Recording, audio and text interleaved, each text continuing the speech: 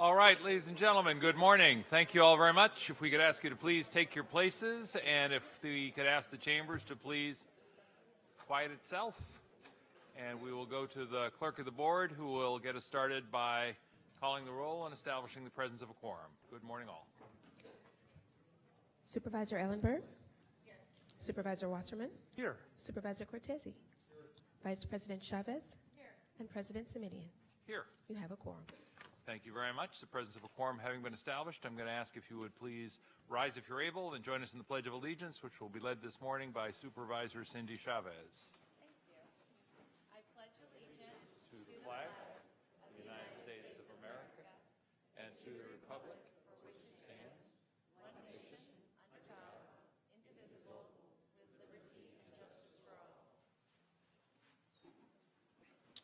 Thank you all. That takes us to item number 3, which is to announce adjournments in memory this morning. And I did just want to take a moment to acknowledge the passing of Paul Shepard and to thank my colleagues for allowing us to adjourn in Paul's memory today. Thank you for that.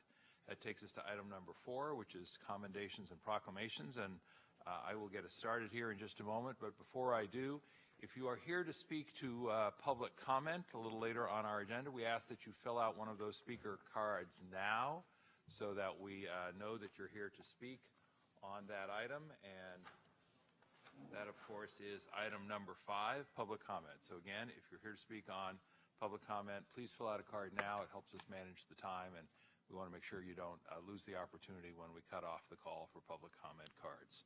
And that having been said,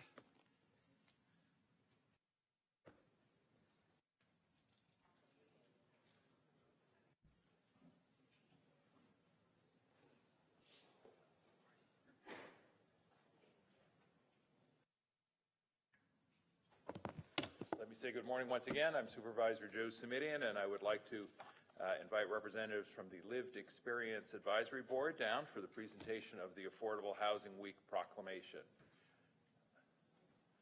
Please come on up. Welcome. And if you pull that. So if you're wondering who these folks are that are about to join me, let me tell you they're a group of folks who have directly experienced homelessness at some point in their lifetime, in some cases currently, others in the past, and they provide feedback from the consumer's perspective and help improve the services that are offered by our Santa Clara County Continuum of Care, ensuring that our practices are rooted in the reality of what it's like to be without housing. And the reason I've asked these good folks to join me is because we're here today to declare Affordable Housing Week, which is scheduled to run actually from May 3rd through the 17th, so 2 weeks. And you'll note that, as I say, it's more than the typical week we provide when we have one of these acknowledgments, but I think probably no debate in the room that housing is one of our larger challenges and deserves our attention for as much time as we can possibly give it. I think it's easy on these matters to think of something like Affordable Housing Week as sort of a series of feel-good booster type events. And I think all of that is well and good, but I think it's important for us to remember that there's still many people who don't have firsthand experience with affordable housing and who are frankly anxious when we talk about providing affordable housing in the community. So my hope is that for folks in that situation, that the many events scheduled over the course of the next few weeks will provide some real opportunity to learn about and frankly demystify the whole issue of affordable housing. I had the opportunity to spend some time at just such an event during this past weekend, and it was great to see people come to a fuller understanding and appreciation of what affordable housing really is all about. It takes a coalition of committed partners to pull off the kind of work we're engaged in across the county to increase affordable housing supply. And so for that reason, I would particularly like to thank the members of the Lived Experience Advisory Board who are here with us today. I want to thank them for their time, of course, but I also want to thank them for being so generous in terms of sharing their expertise and for their willing really to be affordable housing advocates, ambassadors, if you will, because I think nobody can help the public understand the benefits to the community that affordable housing brings better than the people who've actually been living in that housing. So let me say thank you again, and let me see if any one of you would like to say a word or two. Yes?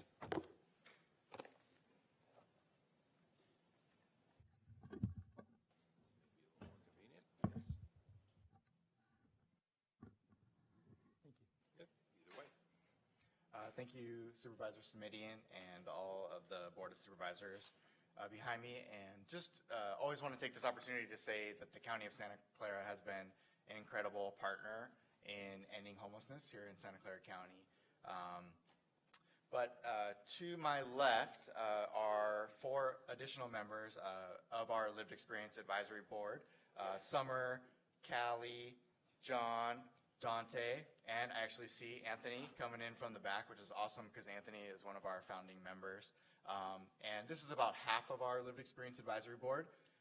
Believe it or not, the other half is at work or otherwise engaged in living life. We're just really grateful for this recognition, and the Lived Experience Advisory Board has been officially around for a little over a year, and we've weighed in on funding opportunities having to do with homelessness, policies and procedures that affect folks who are currently homeless, specific services and how they're designed. We weighed in on how a future affordable housing complex will be designed to make sure that it suits the needs of the folks that will be living there, and lots of other things. So we're very excited. In the year ahead, we're going to be looking at what we want to do, what kind of policies and civic engagements that we want to do proactively. The last thing that I will say is that we're very excited that yesterday, one of the rather large permanent supportive housing complexes, Second Street Studios, that many of you may have heard about in San Jose, started moving people in. So this will end up having...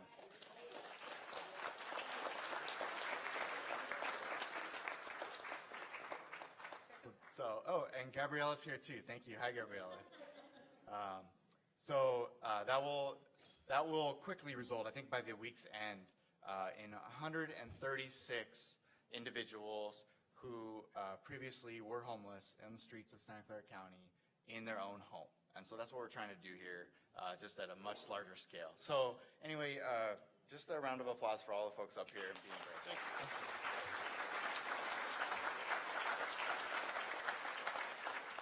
Before we let them step away, we're going to ask if they can join me and my colleagues, please, for a photo. Forgive us while we turn our backs on you for just a moment. And please do not walk out saying that the Board of Supervisors turned its back on the issue of affordable housing, okay? But it's an issue of our concern. Let's get our advocates front and center.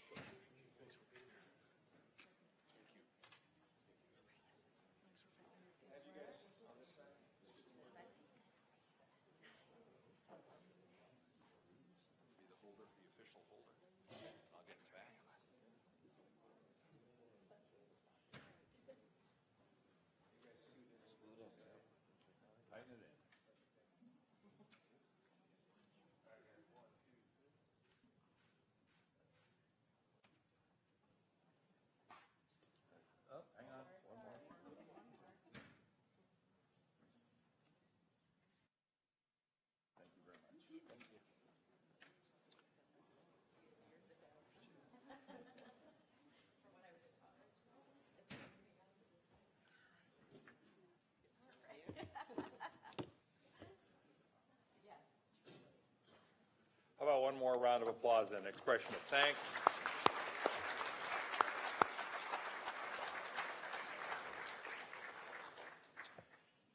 Thank you again.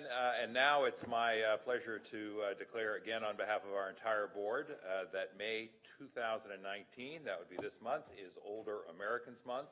The one thing everyone in the room has in common is that since yesterday you got older. So let me ask Jim Ramone, Diana Miller, and representatives of the Senior Care Commission and any of our other partners who are here to celebrate Older Americans Month to come on up and join me here. It looks like we have quite a supportive crowd. Okay. including former Supervisor Liz Niss, I see among the group. Thank you, Supervisor.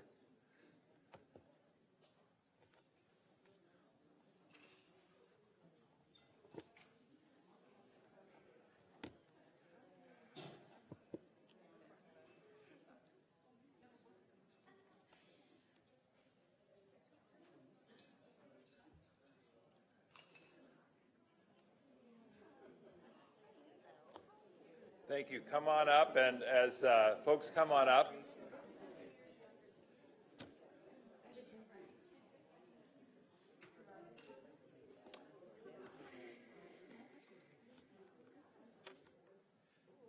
some of you will know that earlier this year during the State of the County remarks, I expressed my hope that we could focus this year's efforts on improving and protecting the health of folks here in Santa Clara County. And of course, one of the great measures of the health of our county is found in the way we treat our older adult population.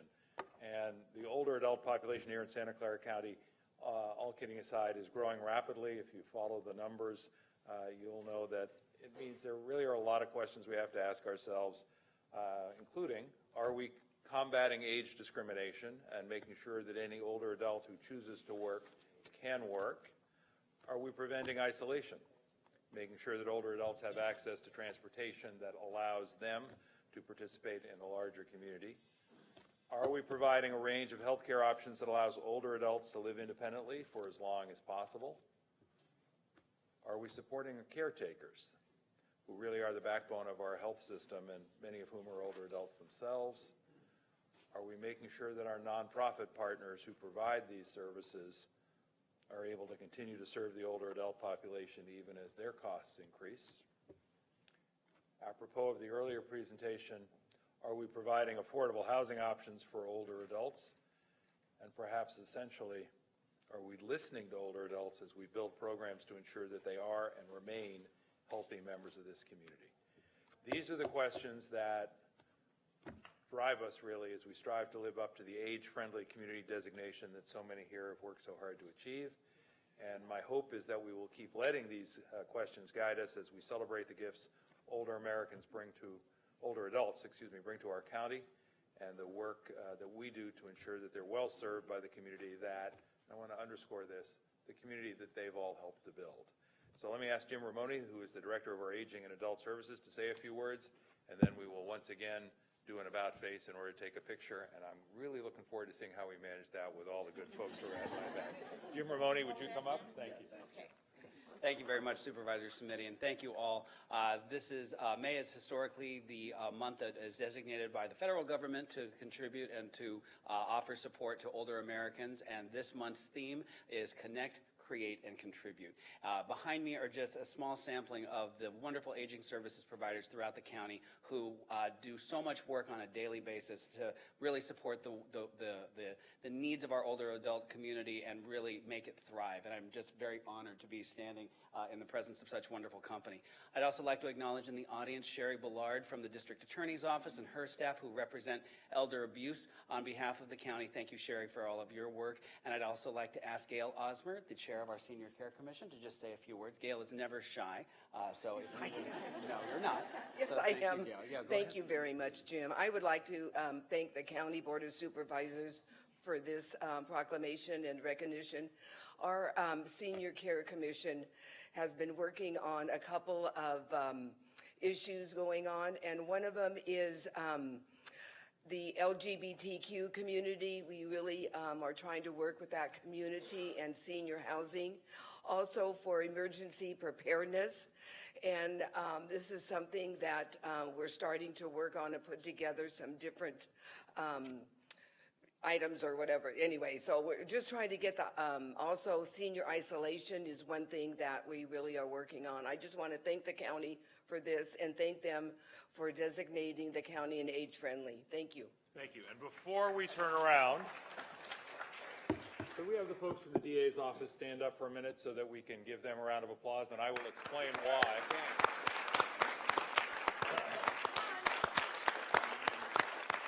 I wanted you to have a moment in the sun because what you may not know is that what I do know about elder abuse and elder protection, I learned from people in this county back in 1996 to the year 2000, when I served on what was then Children and Families Committee with Supervisor Blanca Alvarado, later became Children's Seniors and Family Committee, and that was the basis for the work I was able to do in the California State Legislature regarding elder abuse and elder protection. So thank you for the work you do every day to protect our older county residents, and one more round of applause for them. And now, let's see how we make this work. The holder of the proclamation and find a way to, if everybody was just doing about face. Okay, Shorty's up front.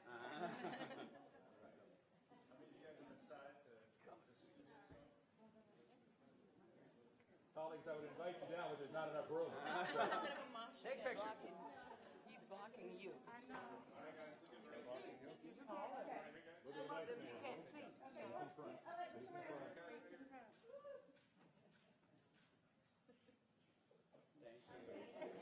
I think you were blocked.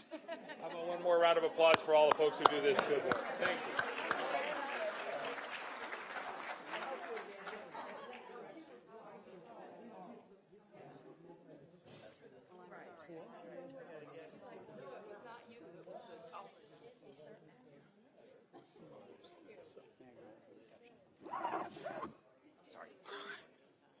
Can I just quickly, we're also having a senior reception on behalf of Older Americans Month in the back plaza, so if you have an opportunity within the next few minutes to join us in the rear patio plaza, thank you very much.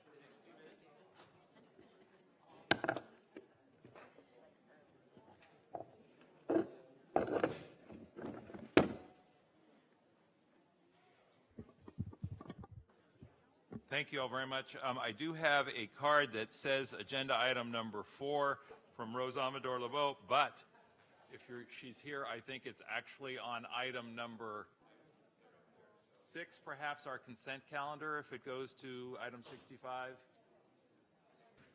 Is this on a consent calendar item?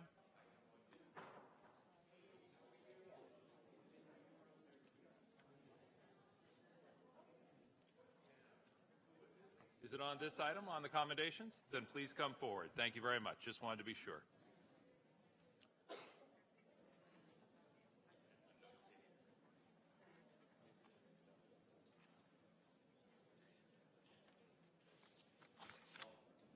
Good morning. Welcome.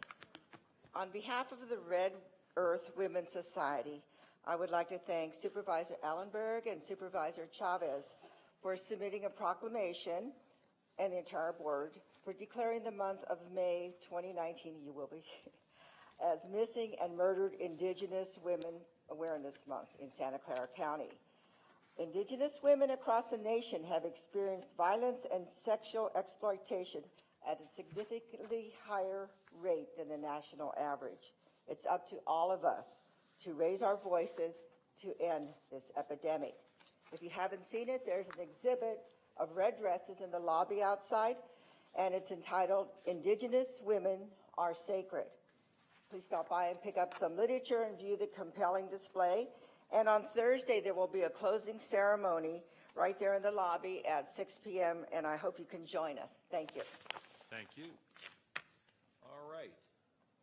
Colleagues, that takes us to item number 5, which is public comment. Public comment, of course, is that portion of our agenda set aside for comment by members of the public on non-agendized items that are properly within the jurisdiction of our board. And depending on the number of folks who have asked to speak, we allocate up to 1, 2, or 3 minutes. And in this instance, because we have 15 or more cards consistent with the rules of our board, we'll ask folks to limit their remarks to just 1 minute if you could, please. And if you haven't put a card in, please do so now so that we know who to call up and can manage the time most effectively. So at this point, let me ask Evan Dowling and Maria Hernandez and Mark Trout and Zeb Feldman and Aaron Ho, if they would come on up. And again, Evan, Maria, Mark, Zeb, and Aaron.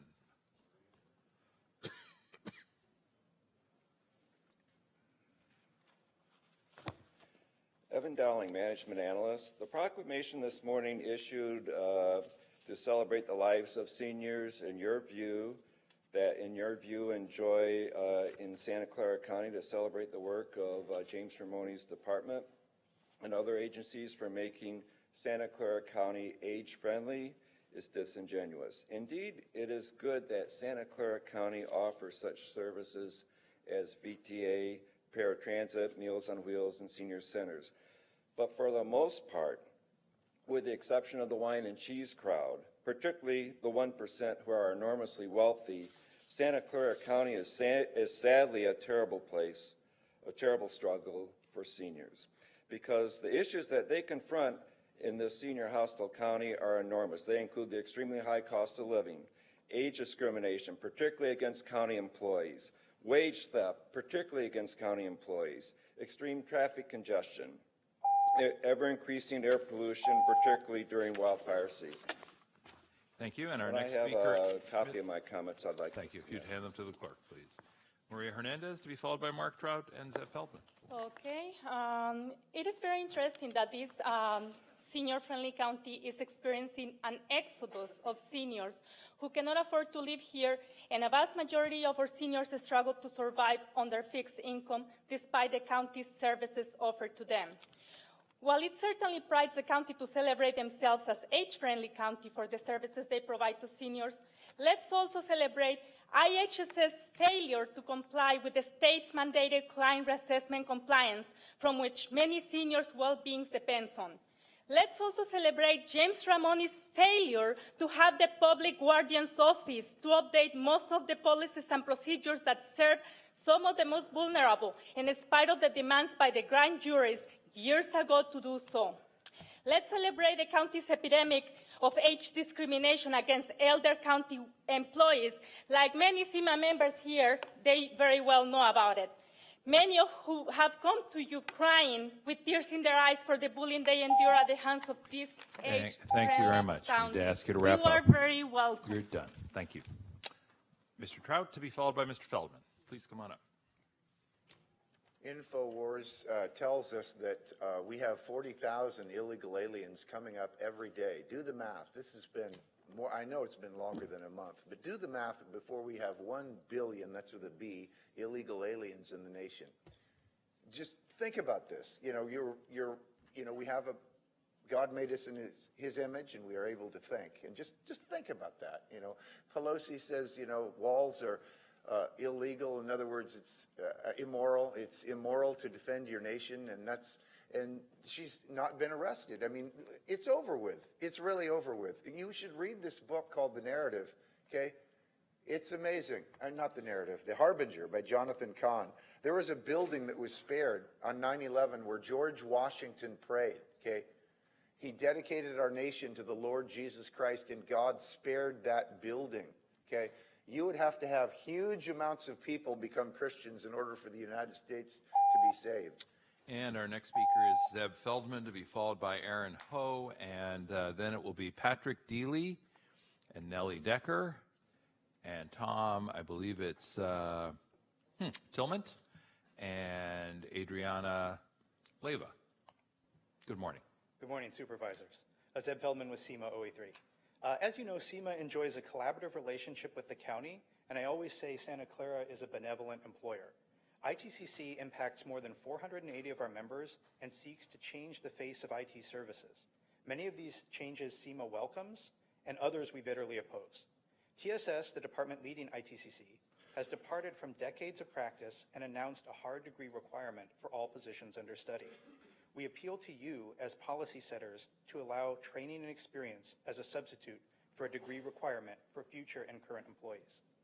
Another critical issue is TSS and her leaders insist that all senior codes in a series fall outside of the 15% transfer band. This guarantees that long-term county employees may not transfer within their own series. We ask that the board direct TSS to internally promote first prior to putting such a position on the for open competitive. A lot of my colleagues behind me will be speaking to other points and providing additional information. Thank you very much. Mr. Ho. Good morning, Supervisors. My name is Aaron Ho, and I'm IT manager with the county for 12 years. I am here to speak as a member of CIMA. In the current hiring process, the county generally allows relevant training and experience substitute for education requirements. However, it will not be the case in the ITCC, if the ITCC is approved in the current form. Out of 118 classifications in the ITCC study, 107 were introduced with high degree minimum requirements where training and experience will not be considered under merit system rules. On top of that, all the minimum requirements placed are non-technical degrees unrelated to the core job responsibilities. This arbitrary requirement will decrease the already limited pool of qualified candidates. SEMA has not and will not be asking for job requirements to be lowered. We are asking for training and experience equivalency to be added. Thank you. Thank you very much. Patrick Deely and then Nellie Decker. Good morning, Supervisors. My name is Patrick Deely. I've been with the county 4.5 years. As a lifelong learner, adjunct professor, and holder of advanced degrees, I understand the value of an education. However, as a hiring manager within the county, I have to recognize that the equivalency clause is an important tool in recruitment. Of 35 employees that I've hired over the past several years, only 25% of them did not have a degree. Of those that had a degree, only 50% were within technology field. Additionally, I've hired probably 20 to 30 extra help people that did not have a degree. We're not targeting people fresh out of high school. What we're looking for with the equivalency clause is those groups of people that were 15, 20 years experience or more that we hire in from other counties, other cities, other demographics. We also hire a lot of veterans that come into the county, have left the military service, that don't have a degree, and that helps them, get into employment. As a veteran, I support that effort. Thank you. Thank you. Nellie Decker, and then I believe it's Tom Tillman. Good morning. My name is Nellie Decker. I am an information system manager and have been working with the county for 6 years. I believe the ITCC is going the right direction as it relates to creating specific job classifications. However, I do not agree with the hard degree requirement for the new positions. This approach creates barriers to existing and future county employees and candidates. For those who didn't have the benefits of college but are skilled and qualified, we will be shutting the doors on their dreams and at the same time losing out available talent. I believe diversity and equal opportunity are the county's strong points, as we are the modern enterprise for our community. I sincerely hope we continue to honor those values by keeping degree equivalency in place for current, future hires and transfers. Thank you. Thank you. And our next speaker. Hi, my name is Tom Tillman. I'm a proud SEMA member. I'm a county resident and have been employed with the county as an SSA IT specialist for the last 17 years. After selling a successful startup, I was hired on by SSA to clean up their failure infrastructure. Because of the equivalent clause, I was able to hire top internal and external talent, some without degrees, and within 2 years established SSA as a technology showcase. In 2010, I was asked to then lead a project called O365. That project was to centralize the directory and email services countywide and was the building blocks for the initiatives such as ITCC. If a degree requirement had been in place, numerous talented individuals, including myself, would have not been hired and probably had failed to succeed in any of those projects. In my opinion, IT would have remained as a federated model in IT if it wasn't for the success of that project. Putting in the equivalent. Thank you very much. And as Adriana Leyva makes her way up, let me indicate that our next speakers will be Ellie, I believe it's Turkenitz, and then Carla Collins, and then Joe Coogan, and then Jim Piazza. Welcome. Good morning. Thank you. Good morning. My name is Adriana Rodriguez-Leyva. I live in Supervisor Wasserman's District 1, and I have served this county in several capacities in multiple agencies for over 34 years, including Technology Services and Solutions, which was previously ISD, and before that, Data Processing Center. I've worked hard to get to where I am, and I'm considered a valuable resource by my colleagues. For the last 11 years, I've supported enterprise and departmental projects such as Alert SEC, and I implemented the TechLink Center, which you might be familiar with, as a senior IT business consultant, and that's a fancy name for senior IT business analyst. in the Public Safety and Justice and Emergency Management Division, preserving critical services, as I mentioned, Alert SEC. It is because of the managers and directors that I've supported over all of these years that have valued staff development and my unique knowledge and experiences. And I support the ability to promote from within. Thank you. Thank you. Next speaker, please. Good morning. My name is Eli Turkanitz, and I'm an IT manager at TSS SSA for the last 15 years. Having a college degree is great. Nobody's questioning that. I have one. A lot of my peers have one. But it's not the only thing that determines what would make a candidate a good fit for the job. There's smarts, there's attitude, there's experience, there's the ability to learn new things, there's the willingness to learn new things, especially in technology when things change so much. So as a hiring manager, I have to look at all these things together. Clearly, when I have two candidates that everything is the same, one has a degree, one does not, I will hire the one with a degree. But it's not always that case. Sometimes the other candidate is better. And trust me, I want to hire well. It's good for me, it's good for my department, it's good for the county. Please allow managers to pick the right candidate regardless of the degree. Most of the time it will be one with a degree, but not always. We just ask to have that freedom. Thank you very much. Thank you. Next speaker, please. Hello, I'm Carla Collins. I'm the Assistant Director of the county's Office of Women's Policy. I've been part of the county workforce for nearly 17 years, and I'm first Vice President of SEMA. I'm here to share that hard degree requirements harm the diversity of applicants, and this is particularly true for women and communities of color. But don't just trust me, I also checked with our partners at the Department of Labor Women's Bureau and other experts who work for vulnerable workers with our Bay Area Equal Pay Collaborative. They shared some of the best practices and examples of programs to train low-income women in tech skills. These programs are having a lot of success with job placement because it is the skill that is needed, not necessarily the traditional computer science degree to fill many of these tech jobs. I also looked at the Department of Education data, which shows that the percentage of tech degrees awarded to women have declined from a high of about 37% in 1983-84 to less than 20% for the last 20 years. If the county decides to require this degree, you're going to immediately, thank you. Thanks so much. Joe Coogan, I believe, is up next. And Good morning, Supervisors. Piazza. Welcome. I'm Joe Coogan. I work up in DTAC in IT. I'm a hiring manager. I'm not part of the senior group. Okay, that fell flat. I just want to say, as a hiring manager, I have 15 years with the county. I have decades of experience before that, at places like Intel and at Sun Microsystems.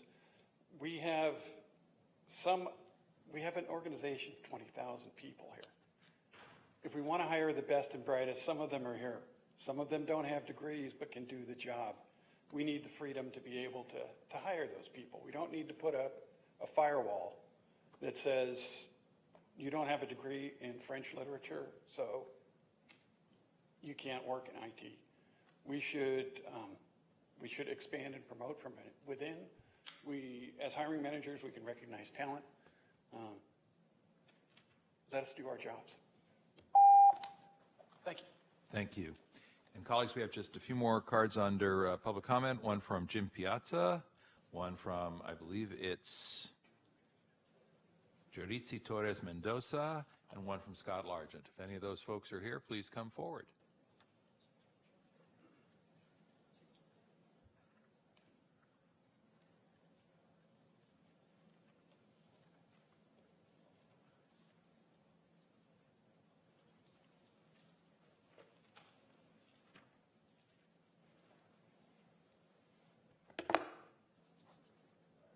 Good morning. Good morning. Hello, board members. On May 1st at around 8:20 p.m. An operator on Route 66 bus on line 6470 called the cops on me. Let me tell you why. After marching for workers' rights on May Day, my mother, her friend, and I wanted to get back home using the bus. I own a student Clipper card, so we just purchased 2 tickets that we later discovered were only for light rail. Each were $2.50. Later, the bus arrived and the operator denied us, and after I tried to explain the situation, she asked us to get off the bus, and I complied, but my mother said, "Go ahead, you have the Clipper card." As I was passing her, I said a very common colloquial phrase of protest. I said, "That's a dick move." I didn't say it to her specifically, but she ended up calling the police on me and because I refused to disboard the bus afterwards, after I had already paid my fare. And I come to you with this story because it was a gross abuse of power and a waste of taxpayer money. So thank you for listening. Thank you. And we have, I think, 2 members of our board who serve on VTA, and staff is going to reach out to the member of the public in the back. Thank you. And Mr. Largent, welcome. All right. Ready, Tiffany. Thank you. Thank you. Was in back studying. I think I'm going to need to eventually go to law school to protect my civil rights myself. I think that's going to probably be the only option here in Santa Clara County. I'm just beginning to think no one's going to step to the plate. I can turn it into the kangaroo court that it actually is, and you know, just file blind motions because I don't even know what the hell I'm even doing in there. I don't know why you guys would allow me to get clobbered for the same exact charges that I was arrested for and I was pretty much acquitted over. I don't understand it. So I filled out an application for a press pass. Okay, I attend every single meeting, city, county, I do all the research, and I might as well just start writing about this stuff. Write about the absolute failures that we're having with our city and our county and what's really happening to our civil rights. I am being ran through the ringer for just speaking up here and speaking up on that sidewalk. It's not right. And let me just double check, is Jim Piazza in the room? All right, if not, then I will say thank you, colleagues. I believe that completes public comment. And Dr. Smith, let me say, by the way, thank you to everyone for trying to stay within our 1 minute today. I know that's tough when you have a lot to say. Appreciate the courtesy that was displayed to all parties. And as I think many of you know, when an item is addressed under public comment, state law precludes us from taking action or even engaging in extended discussion about the item. However, Dr. Smith, since there were a number of folks who spoke on one particular item, if you have anything you want to share about where that issue stands, I think it might be helpful. Thank you. The discussion with SEMA regarding ITC reclassifications is ongoing.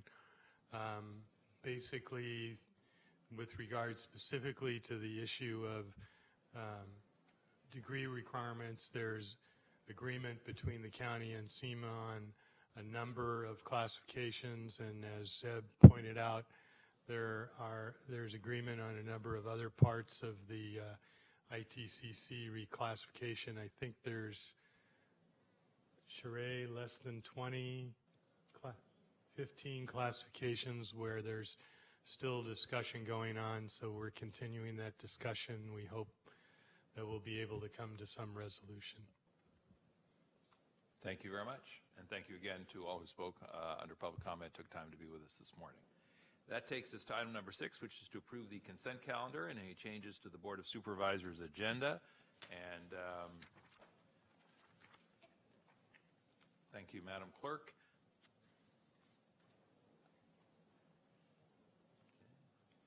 And we have a number of cards on consent, but before we get to them, let me just see if we can get clear on where we are, Madam Clerk.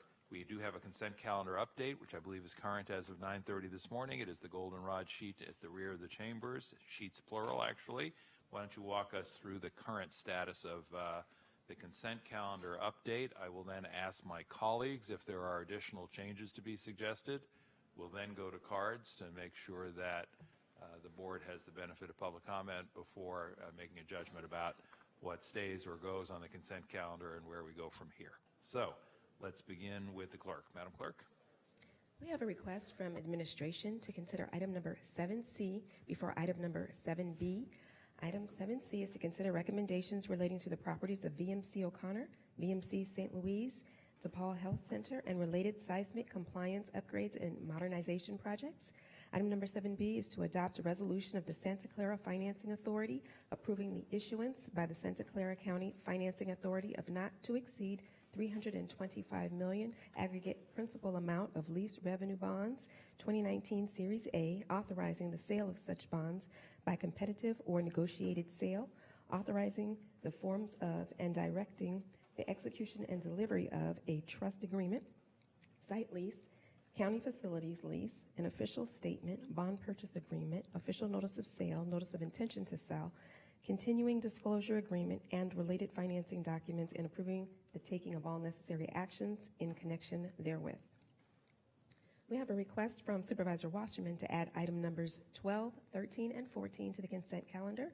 Item number 12 is to receive report from the Facilities and Fleet Department relating to county participation in the Pacific Gas and Electric Vehicle Charge Network Program. Item number 13 is to receive report from the Office of the County Executive relating to the planned implementation process for the jail staffing study, including medical services. Item number 14 is to receive report from the Probation Department relating to the Transitional Age Youth Deferred Entry of Judgment Pilot Program. We have a request from President Semidian to hold item number 16 to May 21st, 2019. Item 16 is to consider recommendations relating to contract number 18-08, Junipero Serra Boulevard Traffic Calming Project, and contract number 17-25, Job Order Contract RAD-2017-02. We have a request from Supervisor Wasserman to add item number 17 to the consent calendar. Item number 17 is to consider recommendations relating to the California Medication Assisted Treatment Expansion Grant. We have a request from President Semidian to hold item numbers 18 and 19 to June 4th, 2019. Item number 18 is to approve surveillance technology use policies for existing surveillance technologies. Item number 19 is to approve surveillance technology use policies for existing surveillance technologies. We have a request from Supervisor Wasserman to add item number 20 to the consent calendar. Item number 20 is to consider recommendations relating to Elmwood Americans with Disabilities Act. We have a request from President Chavez to remove item numbers 24, 35, and 36 from the consent calendar. Item number 24 is to consider recommendations relating to the Office of Immigrant Relations Services. Item number 35 is adoption of Executive Leadership Salary Ordinance number NS-20.18.09, amending Santa Clara County Executive Leadership Salary Ordinance number NS-20.18, relating to compensation of employees, adding one Assistant Director, Family and Children Services position in the Social Service Agency. Item number 36 is the adoption of Salary Ordinance number NS-5.19.112, amending Santa Clara County Salary Ordinance number NS-5.19, relating to compensation of employees, deleting one Social Services Program Manager 3 position and adding one Executive Assistant 1 or Administrative Assistant position in the Social Services Agency. We have a request from Supervisor Wasserman to delete item number 57A. 57A is approved board as a whole appointments and reappointments to various boards and commissions. Supervisor Wasserman nominates Teresa Couture for reappointment to the Assessment Appeals Value Hearing Officers, seat number 1. And that concludes my list.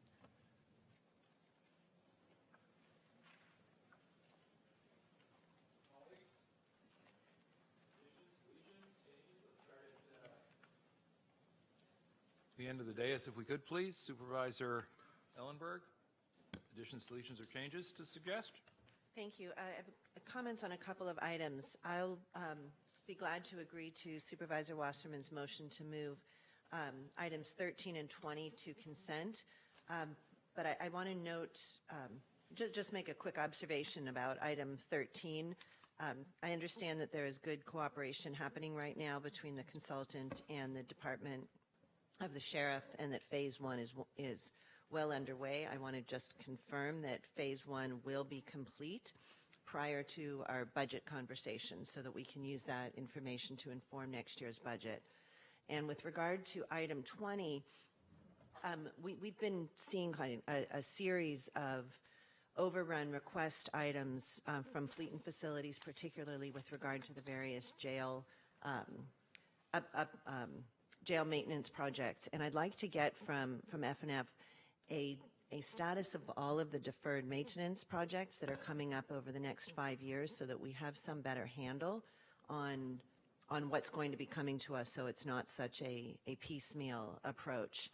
And then finally, with regard to item 29, I don't want to move it off of consent, but I'd like to request that in addition to the quarterly contract updates that come to the board, that in the monthly reports that are submitted by Behavioral Health to the Health and Hospital Committee, that monthly report includes a brief written status that notes each of the major contracts and their status for fiscal year 2020, just to assure that there's visibility and progress being made through the RFP or contract negotiation process. Thank you, Supervisor. I heard that as no request for changes, but some comments and requests for information and direction to staff. Anything there that is a challenge, Dr. Smith?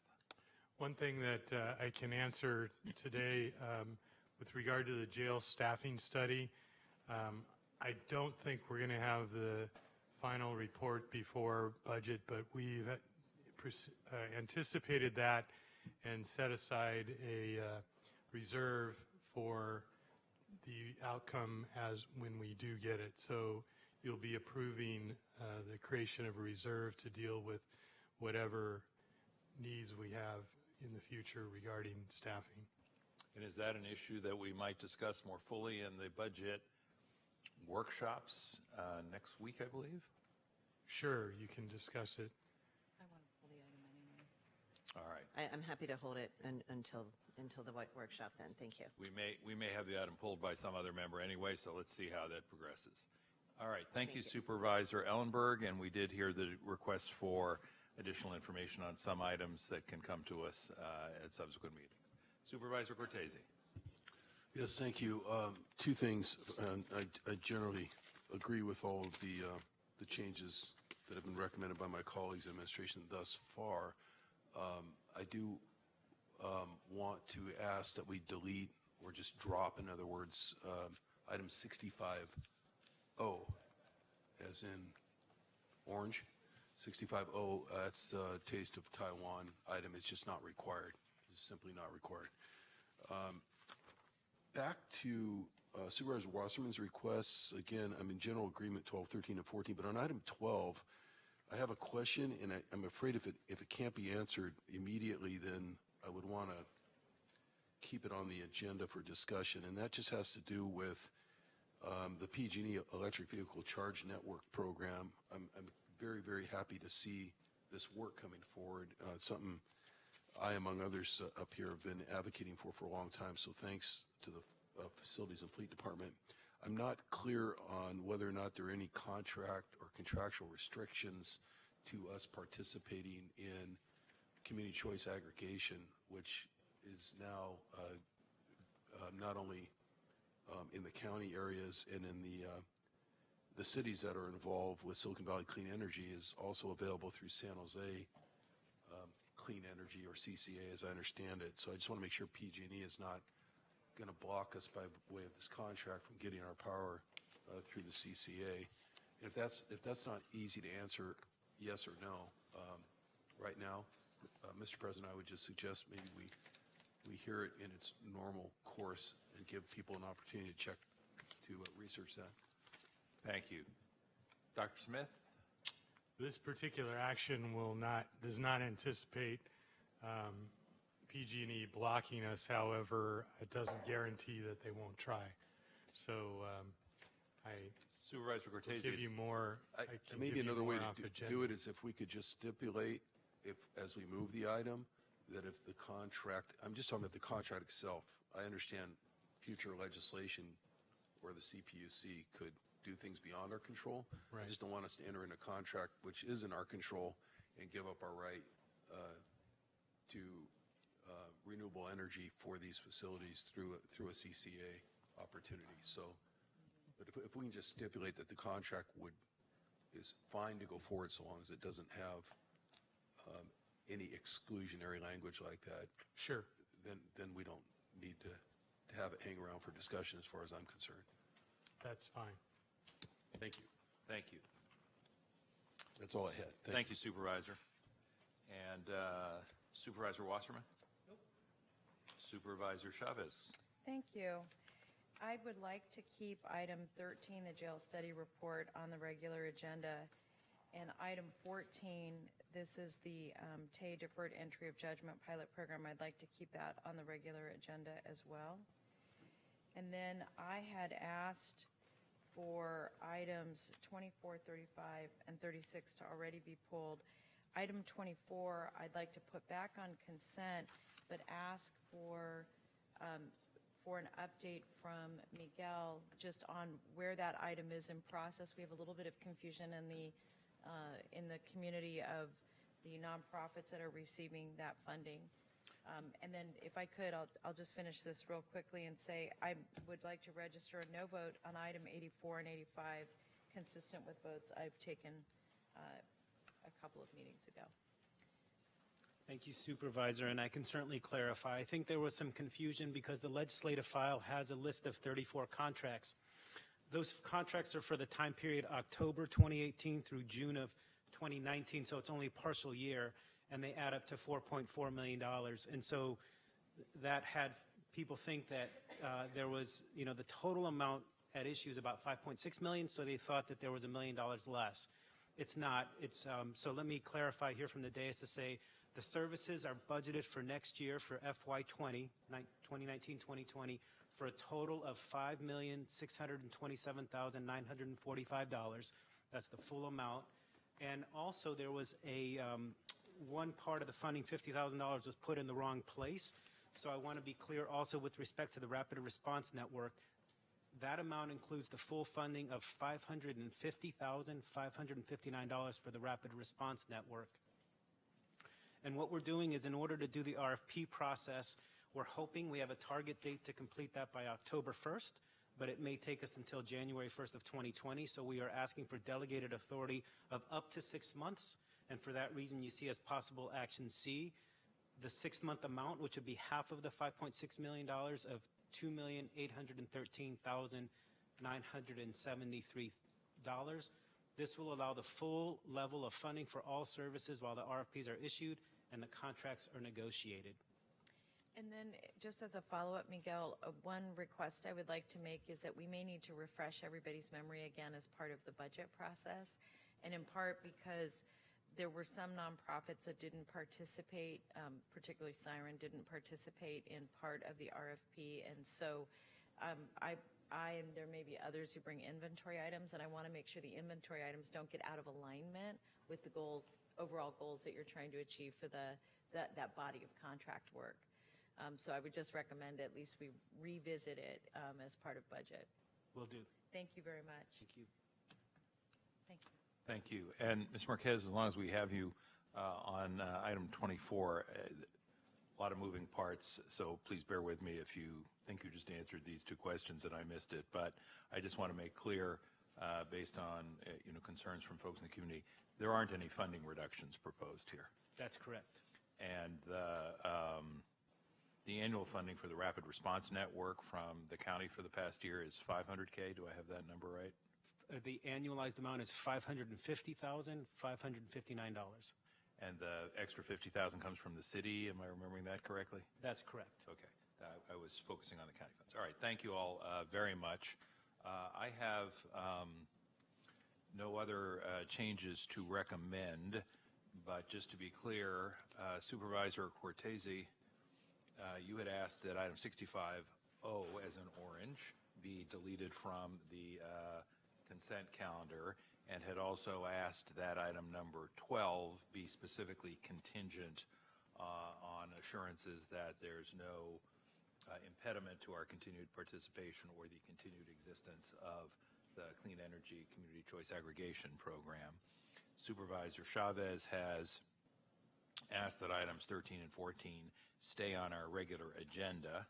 And on item 24, supervisors, folks are satisfied with that staying on the consent calendar now that questions have been asked, just to be clear? Mr. President. Yes. When you get done, we have something to request too. Okay, hold that thought if you would, please. Item 24 is the Office of Immigrant Relations Services. I just wanted to make sure, no, 24, forgive me, is the item that a number of us had questions about, but that stays on consent. And then items 84 and 85, and we do have some speakers in a moment, are a no vote for Supervisor Chavez, if I have that correctly, Supervisor. And Supervisor Chavez, that means that your earlier request to remove item 24 is now rescinded because you've got your questions answered. But we did have the earlier request from you as well that items 35 and 36 be removed from the consent calendar. Thank you. And I just had, and I apologize for this, I had one other item I just wanted to ask some questions of, and that's item 77. And and that is related to our job order contracts, and so I wanted to leave that off as well. All right, so that's 35 and 36 that would be pulled, as well as, did I hear item 77? Is that the correct number? That's correct. Thank you. All right, for the record. And I think that covers everything from our board up to the moment. For those of you who have cards, we will get to them in a moment. But first, we're going to go to the administration for another item, and then I have a clarifying question before we go to the public. Mr. President, items 35 and 36 that you were just discussing, administration would like to remove them from the agenda till a time uncertain. We still have work to do on them. Fine, thank so you. Hopefully, rather than discussing them, we can bring them back later. Well, that would be the ultimate removal from the consent calendar, is to just take them off altogether. So the request is to hold to a date uncertain? Correct. Is that agreeable to the members of the board, at least preliminarily? All right. And then let me just ask the administration on the request from the administration to consider item number 7C before item number 7B. There may be some legal specifics here, but ordinarily we would just take up an item like that in a single motion, in my experience. Will that work for the team? Yes, that's fine. All right. Thank you. All right, now we have about 15 cards on the consent calendar. A number of them deal with items 84 and 85, Supervisor Chavez, that you referenced. And colleagues, if you're agreeable, I'd like to suggest a minute for these, given the number of cards, and I see heads nodding. So we'll ask Evan Dowling and Maria Hernandez and Scott Largent to come on up and please share your thoughts in a minute or less if you can, please. Evan Dowling, Maria Hernandez, Scott Largent.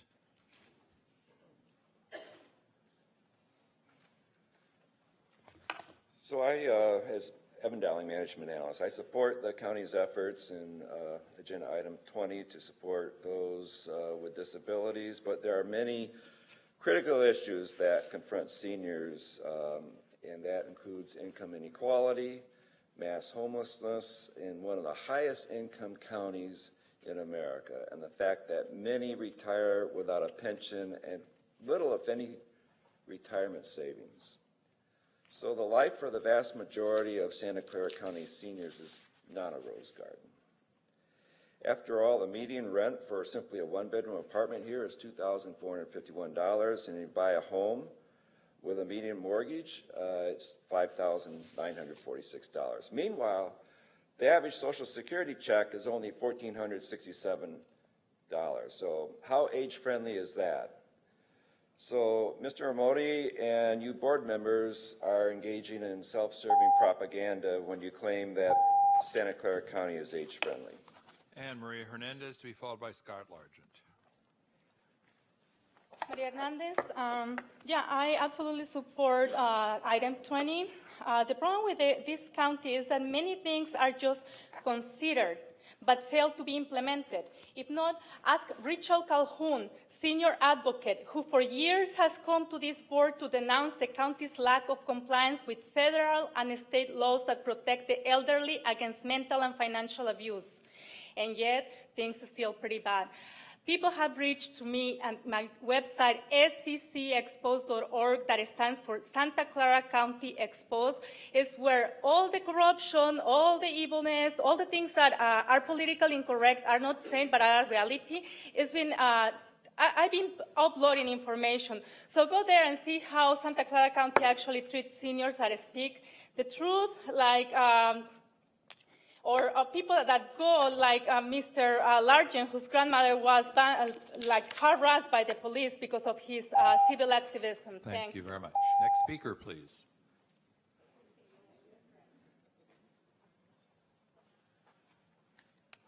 Hi, ready when you are, Tiffany. On here, this is kind of interesting when I look through the consent calendar. In Santa Clara County, we'll provide, 1 hour, basically $100,000 grant to see your child, but we'll spend $786,000 through First Five to provide that visitation to somebody that's not a citizen here in California. We will also supply $2.8 million to reunite families and send our attorneys here in Santa Clara County. We will dispatch them to the border. Now, what I'm wondering is when do we dispatch them down the street when they're dividing and ruling our families here? When do we get these type of services? I thought that this was a safety blanket. I had a business here in Silicon Valley for 20 years, and when I fell on hard times, that's what I thought the county was supposed to do. And the county has failed me right now. I should have my family reunited. I should have a quality legal defense. I'm questioning this. Thank you. Thank you. And we have Ren Bradley, followed by Veronica Sandoval and Ayana Vanderbilt, and Clarence Cisneros-Jones, Alma Nazarano, and Diane de los Santos. If you'd all come on up, welcome. Excuse me. Good morning. My name is Ren Bradley. I'm the Vice President of SEIU 521, and I'm here to speak on 84. We are disappointed in the process that ESA put forward for our Social Worker Coordinator 2s and our Social Worker Coordinator 1s. However, we are not going to stand in the way of this resolution, this salary amendment, but we do ask that you hold ESA accountable for their actions. Our members have been sitting on this reclass study for almost 3 years, and without going through the proper meet and confer process. We're not objecting to it at this point, but we're not consenting to it, but we are asking you to take a hard look at ESA and see what services they need to make sure that every county employee is treated with dignity and respect. Thank you. Thank you, Veronica Sandoval, and then Ayana Vanderbilt. Welcome. Ayana passing, thank you. Hi, my name is Veronica Sandoval, and I'm here with my coworker Tina Paskert. We're here for number item 84. I'm a coordinators 1 in IHSS, and we're in agreement with ESA placing the social worker coordinator 1s in the social service analyst position, and we support the social work coordinator 2 in IHSS moving to the social worker supervisor. However, ESA has not properly classified the social work coordinator 2s, but they are trying to divide the workforce by moving us into one classification. ESA completed their study in March of 2018, but they did not post to the union until June 2018. In our first and only meet and confer with ESA, we propose to move forward with the reclassification and reallocate the coordinators in IHSS, while ESA does an accurate study of the social work coordinator 2s. ESA rejected our proposal. ESA left us with no choice but to file a grievance for the work out of class pay. ESA has stated that they would have continued to meet and confer had we not filed a grievance. Thank you. Both. Clarence Cisneros-Jones and then Alma Nazarino. Welcome. Thank you. Good morning. My name is Clarence Cisneros-Jones. I'm a social work coordinator 2 in DFCS. As SEIU 521, we have reached out to some of the board members to hear our concerns, but we have only received responses from Supervisor Chavez's office. Thank you, Ms. Chavez. The duties in the new social service management analyst do not capture the major tasks I do complete. These are tasks that impact the clients we serve on a daily basis, and we were told that we can be disciplined for not doing tasks we are trained on.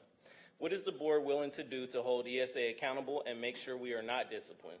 What is the board willing to do to hold ESA accountable to the law and make sure an adequate study is completed and meet and conferred on in good faith? If my board votes yes today, what is the board willing to do to ensure social worker coordinators 1s and 2s in IHSS receive their 1.5 years of back pay? What action is the board willing to take today to ensure ESA follow process? If the board votes yes on this action item today, we hope you choose dignity and respect by allowing the workers to have a voice. Thank you. Next speaker, please. And that would be Alma Nazarano. Yes, welcome. Morning.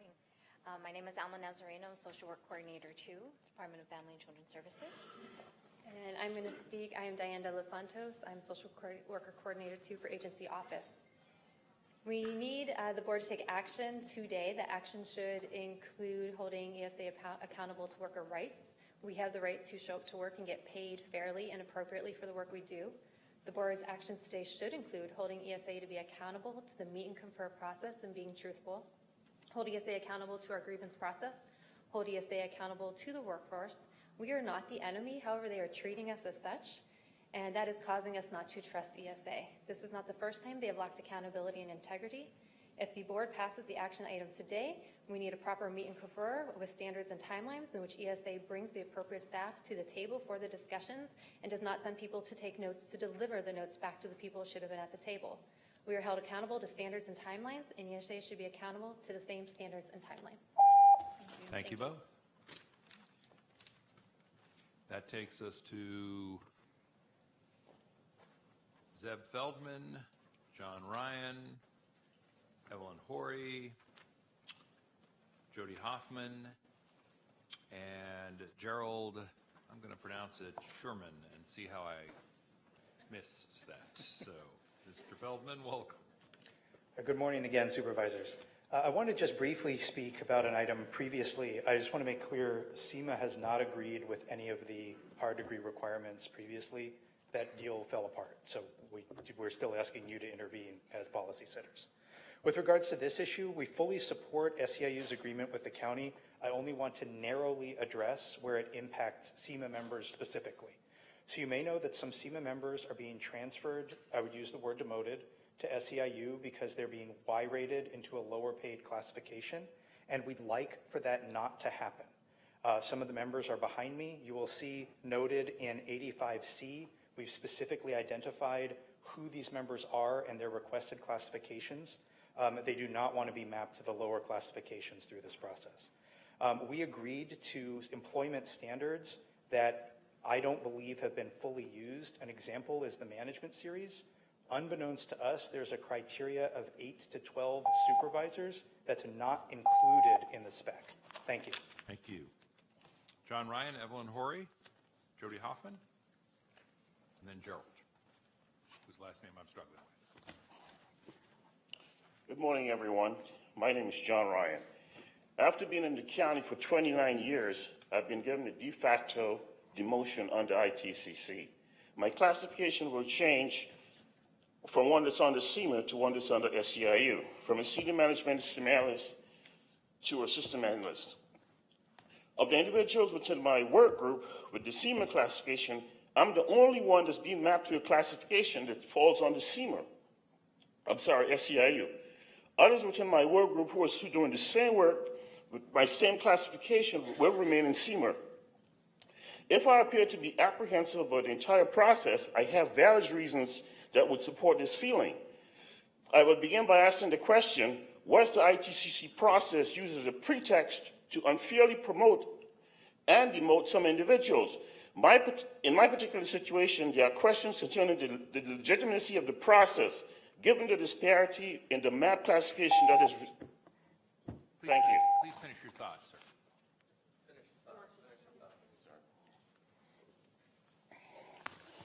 Excuse me. Here are a few questions that someone can hopefully can provide me with some answers. Is someone suggesting that I am less qualified and less knowledgeable than my coworkers when it comes to performing the same task? Why wasn't I mapped to a senior system analyst classification instead? Why was I targeted? What is disturbing about the mapping that is occurring is that colleagues within my work group were doing the same task. Thank you. More. I'm sorry, I know you got more, but I wanted to get. And Evelyn Horry, I believe, is next, yes? Yes. Good morning. My name is Evelyn Horry, and I'm a proud SEMA member and have been with the county for 12 years, and I'm also a resident living in Willow Glen. As a program manager, too, at HHS, I served as the Health League management team for the implementation of an enterprise go live, so I was one of the 5 managers there. 2 years ago, CIO Ann Duncan, in an ESA and a board-approved action, provided the justification that the program manager 2 at HHS successfully implemented a training, adoption, and support model for PlanView within HHS. This model needs to be reproduced to support the entire county, and therefore, it is recommended that the position be transferred to ISD. Soon after, with additional duties, I was assigned to work out of class as a senior IT project manager, which I currently do perform. Now, however, due to the unexplained inequity of the ITC process and despite merit system rules, I have been mapped out of class to an SEIU classification of an IT project coordinator, defined to do work on low and moderate projects with low moderate complexity, and to work under the supervision. Thank you. So I respectfully request the board oppose and remove from consent the SEMA positions under item number 85. Thank you very much. Next speaker, come on up. Hi, I'm Jody Hoffman.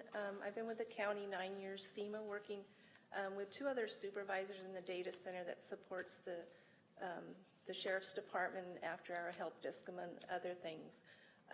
We were mapped to the same level as the staff that we supervise. We went through the challenge process, and we were told, yes, we're doing supervisor functions and we're higher level than the staff, but we weren't supervising enough people. There's nothing in the supervisor spec that says a minimum amount of people you have to be supervising. We were offered a senior position in another department, but to move there, two of us would have had to take a pay cut. Thank you. Next speaker, come on up. And then after this speaker, we have two last cards, one from Lori, I believe it's Nipoth, and Shafika Nijma. Welcome. Good morning. My name is Gerald Schuerman, and I've worked in TSSSS for 5.5 years. I'm here for item 85. Due to this ITCC process, I've been forced into a Y-rated code and being demoted from a management position. At previous BOS meetings, the county executive remarked on people being reclassed who had public comments on the process, that this was management discretion. This entire idea of placing technological disciplines in a silo, for example, a software developer silo or a database silo, is not what is happening in the industry. In the IT industry, workers are generalists, not specialists, due to IT resources being software as a service or in the cloud. Next time there's an ITCC, the Board of Supervisors should have a say in the process, not just sign off on the results. Thank you. And next speaker, please. Welcome. Thank you. Good morning. My name is Lori Nepoth, and although my item was taken off the calendar, I would still like to speak. I am an SEIU 521 steward and a children's counselor for 24 years now at the Receiving Center, also known as the RAKE. For many years, the RAKE has been understaffed, and increasing duties with the clients that we serve has led to workers going out on workman's comp. Not providing adequate line staffing has become a real safety issue, and not just for the clients, but for the workers. We've brought our safety issues to Francesca many times, but the department has continued to implement their reorg without actually listening to our issues. The department set up listening sessions for the workers, but they've continued to make their changes that were decided without a proper meet and confer. Through the reorg process, our department removed an LVN from us who administered medications to the children. They gave the duties to children's counselors and social workers without training. They said that they provided training, but they did not. Licensing has come. All they seem to care about is that the department files exceptions when they violate rules. Ms. Nepoth, I do need to ask you to stop there, but please. I'd just like to say there's violations every single day that they should be filing about. Thank you for listening. Before you step away. Yes, sir. I just, for my colleagues, I just want to clarify, I believe Ms. Nepoth is speaking to item number 35, yes? Yes, sir. And as you acknowledged at the outset, that's the item that has been held to a date uncertain. But colleagues, I wanted to accommodate the remarks, even though the item is no longer on our agenda, both because Ms. Nepoth was here, but also because I thought her remarks might inform the judgment of staff when they come back with the item at some later date. So I just thank you for that. I just wanted to make sure everybody understood why we're talking about an item that we're not taking up today. And thank you again. I appreciate your time. Thank you. And we have one more speaker on this on this consent calendar list. Welcome. Thank you. My name is Shafika Nijma. I am addressing item 85 as I'm at HHS, the TSS. I'm one of those that is a SEMA member and has been demoted to Local 521. I've been here since 2001, and I'm a United States Air Force veteran, and I was hired under that honor with the local government here. I've been serving my federal government and my local government since I was 18 years old and 10 days. Please do not take away the requirement of a degree and uphold the honor and integrity that you have for your veterans. Thank you. Thank you. Dr. Smith, I see your light is on. Did you want to comment on any of these items? I just wanted to comment on 84 and 85. These are both the second readings of the ordinances which we talked about last time. Again, they're just creating positions and eliminating some positions and classifications. The discussions that I think you heard have mostly to do with the mapping process, which is how people were placed out of the hundreds of maps that were done from one position to another. Most are in agreement, but obviously there are still some that aren't.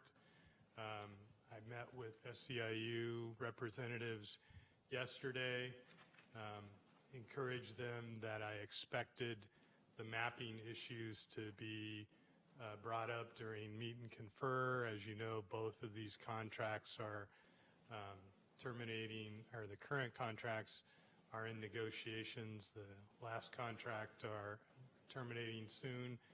So I would advise you to move ahead with the salary ordinance second reading, and we will address, I'm certain, many of the individual issues during meet and confer as we move ahead.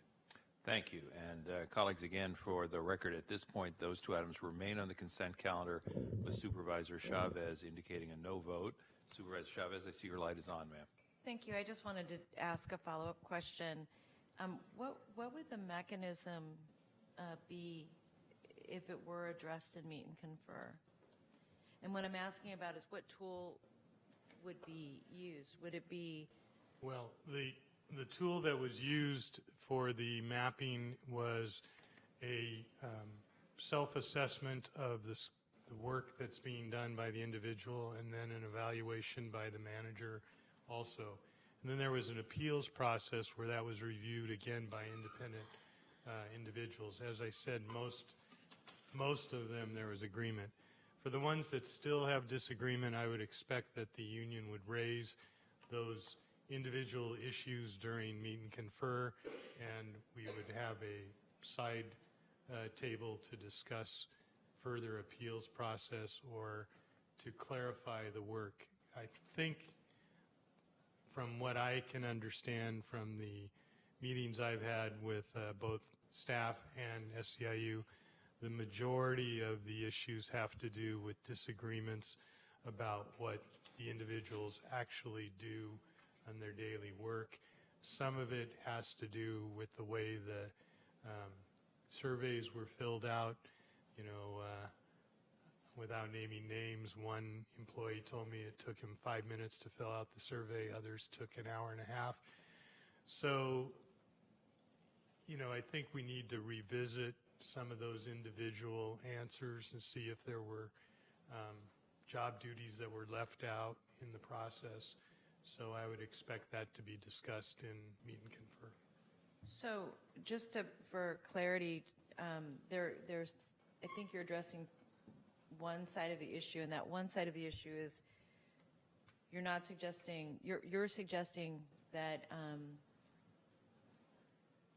that at the table they're talking about individual, for lack of a better word, I'm going to use the word grievance, I don't mean that in a technical way, but individual situations. My understanding is there's a small number of individuals who feel that they were mapped incorrectly. Right, but The you're saying majority that of the small, union- but that small group, you would expect, for some, in some job classifications, it could be individuals, and others, it could be Right. a small group. But that, you're suggesting that happen at the table. I'm suggesting that if the union thinks that it's an issue, which I think they do, that it would be put on the table and be discussed, and either we would discuss specific reassignments or change in the mapping or another process for reviewing the mapping. Okay. I mean, I don't want to negotiate at the DS. No, I don't either. I really wanted just the tool. Is it more mapping? Is it realignment? Is it, you don't know? And my question is this a basis to take these two items off consent calendar and discuss them? Because we do try and use consent calendar for items that are routine and don't involve extended Well, conversation. since we've already taken one vote on them, I'm not suggesting we pull them off, but he raised an issue I wanted to make sure. Yeah, no, I'm not trying to be critical. I'm just saying if people really think that it's important that we have a conversation, I want to make sure that we have the conversation by taking the items off the agenda. If not, but Yeah, we're getting to the I'm point where- recognizing that because he's talking about negotiation, I just wanted to make sure that the public understood and the union understood what the implications of that were, or the understanding. But here's my second bucket question, and I think this is a briefer one, Supervisor Smidian, and that is that the second issue around the issue around whether or not people need degrees in particular areas, that issue's coming back to the board for some positions relative to SEMA and for SEIU still? There's more of that to come back? Not for SEMA. I mean, for SEIU, for SEMA. So this is the last opportunity for SEIU? Yeah. Okay, thank you. I think, And I yes. Thank you. And Mr. Wasserman, your light is on, sir. Thank you. I'll be supporting 84 and 85, but from what I've heard today and meetings and letters and all the rest, I'm looking forward to progress reports, updates, be it meet and confer through closed session, wherever it's appropriate, county council, wherever it's appropriate that we hear this information, because there's issues here that I think we're all concerned about. We may have different ideas on how they should be resolved, but I think they're important issues, and I agree with the concerns that were raised by the individuals today speaking about 84 and 85 and want to hear more about that. I also, as one supervisor, am very much in favor of experience counting towards upward mobility, mapping, whatever you want to say, as compared to degrees. And I look forward to the progress we make in those discussions. Thank you. Okay. And Supervisor Chavez, my understanding is that item 77, which you had asked to be removed from consent, on that item that your questions have now been answered, and if the rest of the board is comfortable leaving it on consent, you are too, yes? All right. Then we'll ask the clerk to note that 77 stays on consent, absent a request from another board member, which I do not see forthcoming. All right. And just to make things more interesting, Mr. Williams, what else have you got for us today? So we have a unique item. This is a rare occurrence for our board. Came to our attention this morning. There's a need to take action after the agenda has been posted on an item, which is the board may be aware that on Friday, the county health officer and Department of Environmental Health took action to close two businesses based on an identified lead hazard. That action is in effect for 7 days and requires ratification by this board in order to continue. This board's next meeting is Monday, so there would be a 3-day gap. And so we are asking the board to invoke the provision of the Brown Act, Government Code Section 54954.2, Subdivision B, which by a 4/5 vote would allow the board to add an item to the agenda that was not published.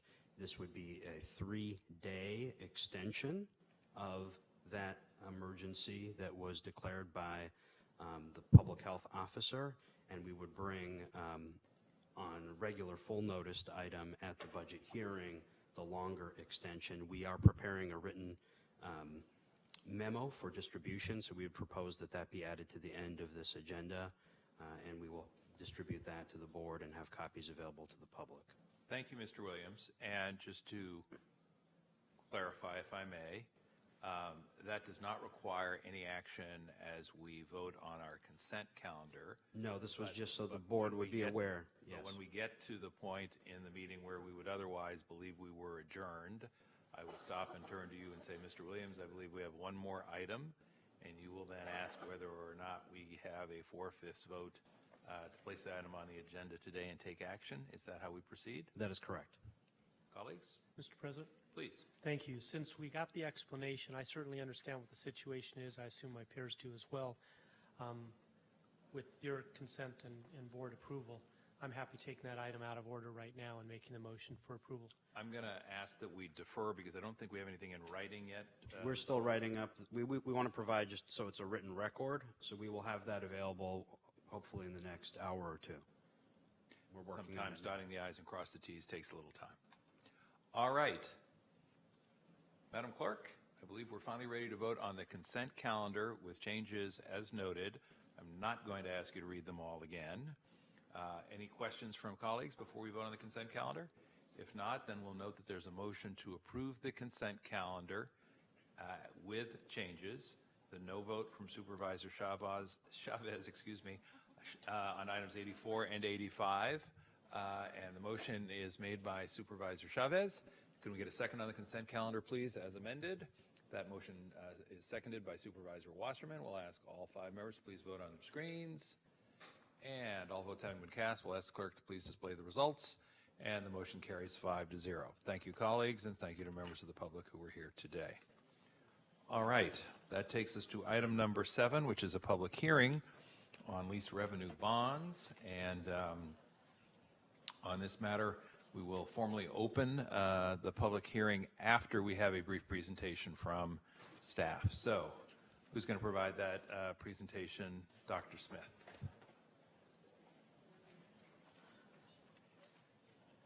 I guess I am. I was waiting for somebody from finance. Would you like there us, they are. You can pause for a moment.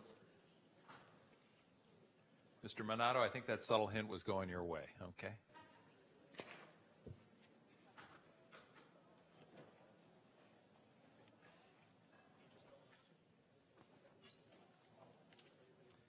Good morning, Board. And so I'm Alan Minato, the Finance Director. To my right, I have Maria Oberg, the Treasury Administrator for the Finance Agency.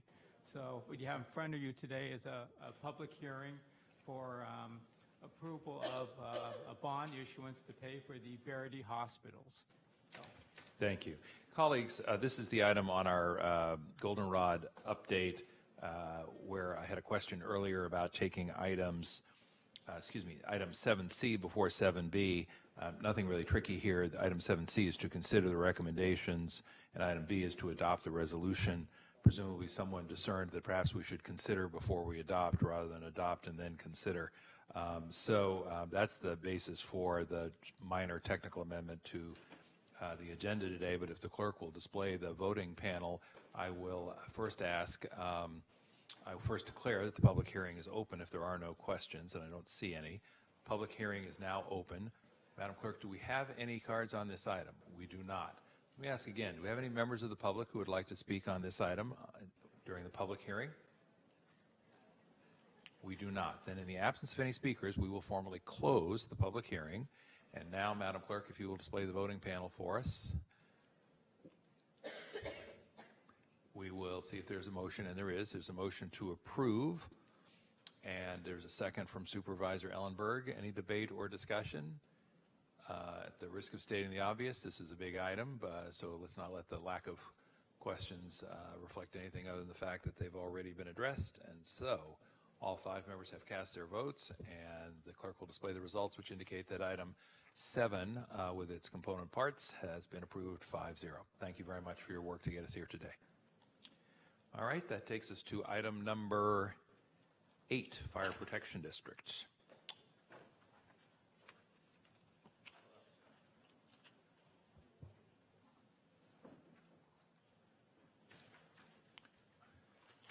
Good afternoon. It just feels that way. Good morning. Let me begin by asking for a presentation, and then after the presentation, we'll see if there are questions, and then we'll open the public hearing to receive testimony, if any. So if you'd introduce yourself for the board and the members of the public, please. Good morning, Jim Crawford, Assistant Chief Fire Services for the South Santa Clara County Fire District. Good morning, President Simidian, members of the board. The item before you today is a request for a modification of the existing mitigation fee ordinance for the South Santa Clara County Fire District to include a mechanism to adjust for annually for inflation. In 2015, the South Santa Clara County Fire District hired Taussig and Associates to review the mitigation impact fee program for the fire district and made several recommendations for improving the program based on their findings. The Board of Supervisors approved the proposed resolution for mitigation fee ordinance upgrade in 2015 based on Taussig's recommendations. Thank you very much. Are there any questions? If not, I will open the public hearing. So let me formally declare that the public hearing is opened. This is on item number 8, fire protection mitigation fees. Madam Clerk, do we have any speakers who have asked to address the board? Let me ask one more time. Is there anyone here who would like to address the board under public hearing for item number 8, fire protection mitigation fees for South Santa Clara County Fire District? If not, then we will close the public hearing. We'll ask the clerk to display the voting panel on our screen so that someone can make a motion. And we have a motion from Supervisor Wasserman, which is seconded by Supervisor Ellenberg. And that motion, just to confirm with the maker and the seconder, is for the recommended action as contained in our published agenda. All 5 members, please vote on the screen. That having been almost done, there we go. All 5 members having voted on the screen, we'll ask the clerk to please display the results, and we can tell you that the motion is passed on a 5-0 vote. Thank you again for being with us. Thank you all. All right, that takes us to item number 9. This is the Office of the County Executive, and this item is to be heard no earlier than 10:30, and that time has come and gone, so we're okay with that. We have 4 members of the public who'd like to speak when the time comes, but why don't we ask for a presentation first? President Simidian, Vice President Chavez, Supervisors, I'm David Campos, Deputy County Executive. And we are excited today to present to you on the Universal Access Pilot, which is taking place at Franklin McKinley and Alum Rock School Districts. I'd like to introduce with me Dr. Arcel Blume, who is the Director of the Office of Cultural Competency, as well as we are honored with the presence of the 2 superintendents, the educational leaders that we're working with, Superintendent Juan Cruz and Dr. Ilaria Bauer. I also want to acknowledge in the audience, we actually have the staff that has been hired to work on the Universal Access Pilot. And if I can ask the workers who are on the ground, on the field, working on this effort, if you can please stand. One of the things that's really important about this pilot is that the navigators and concierges that were hired are people from the communities that we are serving, and we're very proud of that approach. As you may recall, this is not the first presentation that we do on this item. And the last time we presented, we were asked to come back with additional information. We also want to thank the offices from the various supervisors who had questions and wanted more information. And some of your questions were really helpful in informing the approach. What we're here to do is to give you additional information about some of the questions that have been raised and have specific proposals for moving forward with the pilot, including extending the pilot for a 3-year period, which we believe is necessary to ensure the success of the pilot. So with that, I'll turn it over to the people that are on the ground working on this, beginning with Dr. Blume. Is this working? Yeah. Okay. Good morning. So there are 3 points for which the Universal Access to Early Childhood Education, Care, and Health Services pilot stands. 1, we are developing a shared leadership approach toward a vision of alignment, integration, and seamless prevention via coordination and navigation of services. And this is important because research on child and family development show that early prevention leads to both savings by helping to reduce the need for higher intervention services down the road, as well as less trauma and improved well-being for children and their families. 2, the co-partnerships with Alum Rock and Franklin McKinley School Districts, with First 5 and the County Office of Education, are critical to ensuring that all children and their families are healthy, thriving, and on a path to reaching their full potentials in school and life. 3, today's report will show that we are building momentum, trust, and partnership, and thus we cordially, as Mr. Campos noted, request an extension of the universal access to early childhood education, care, and health services. The UAP progress report and its attachments include the progress on the 12 UAP tasks and a beginning description on what funds early childhood education and prevention, as well as leveraged resources that fund UAP.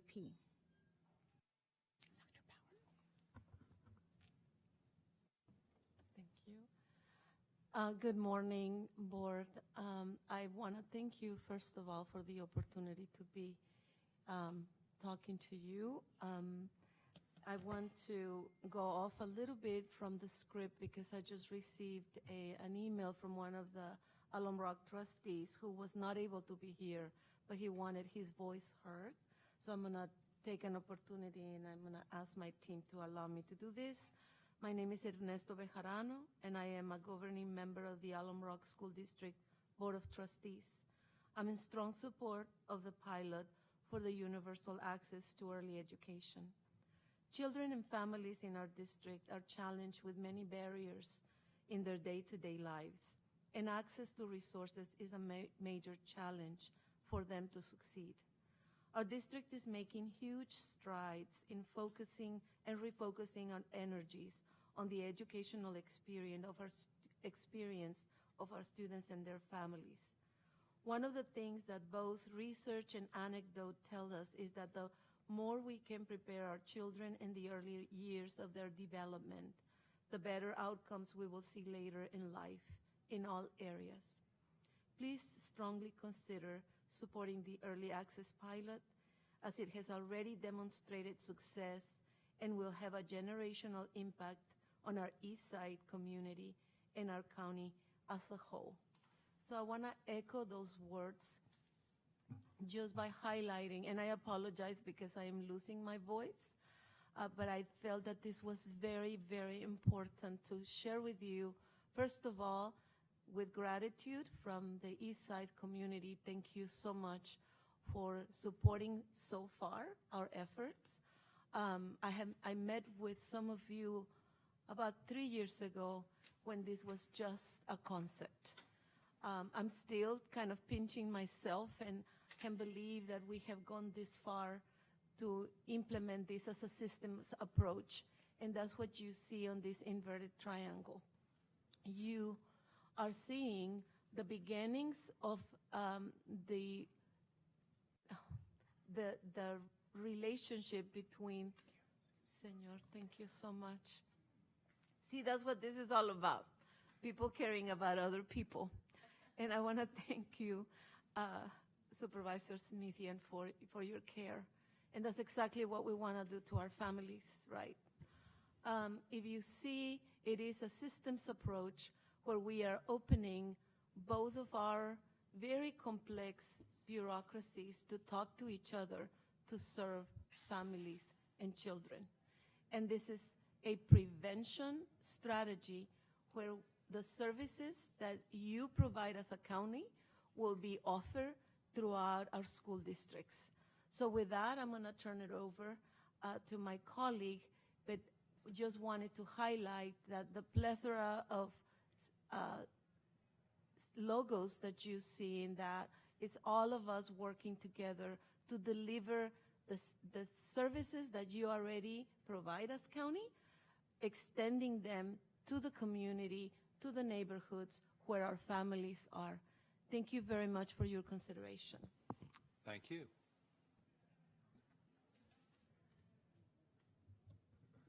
So good morning, and thank you for allowing us to present the efforts that we've been so far been able to accomplish through the universal access.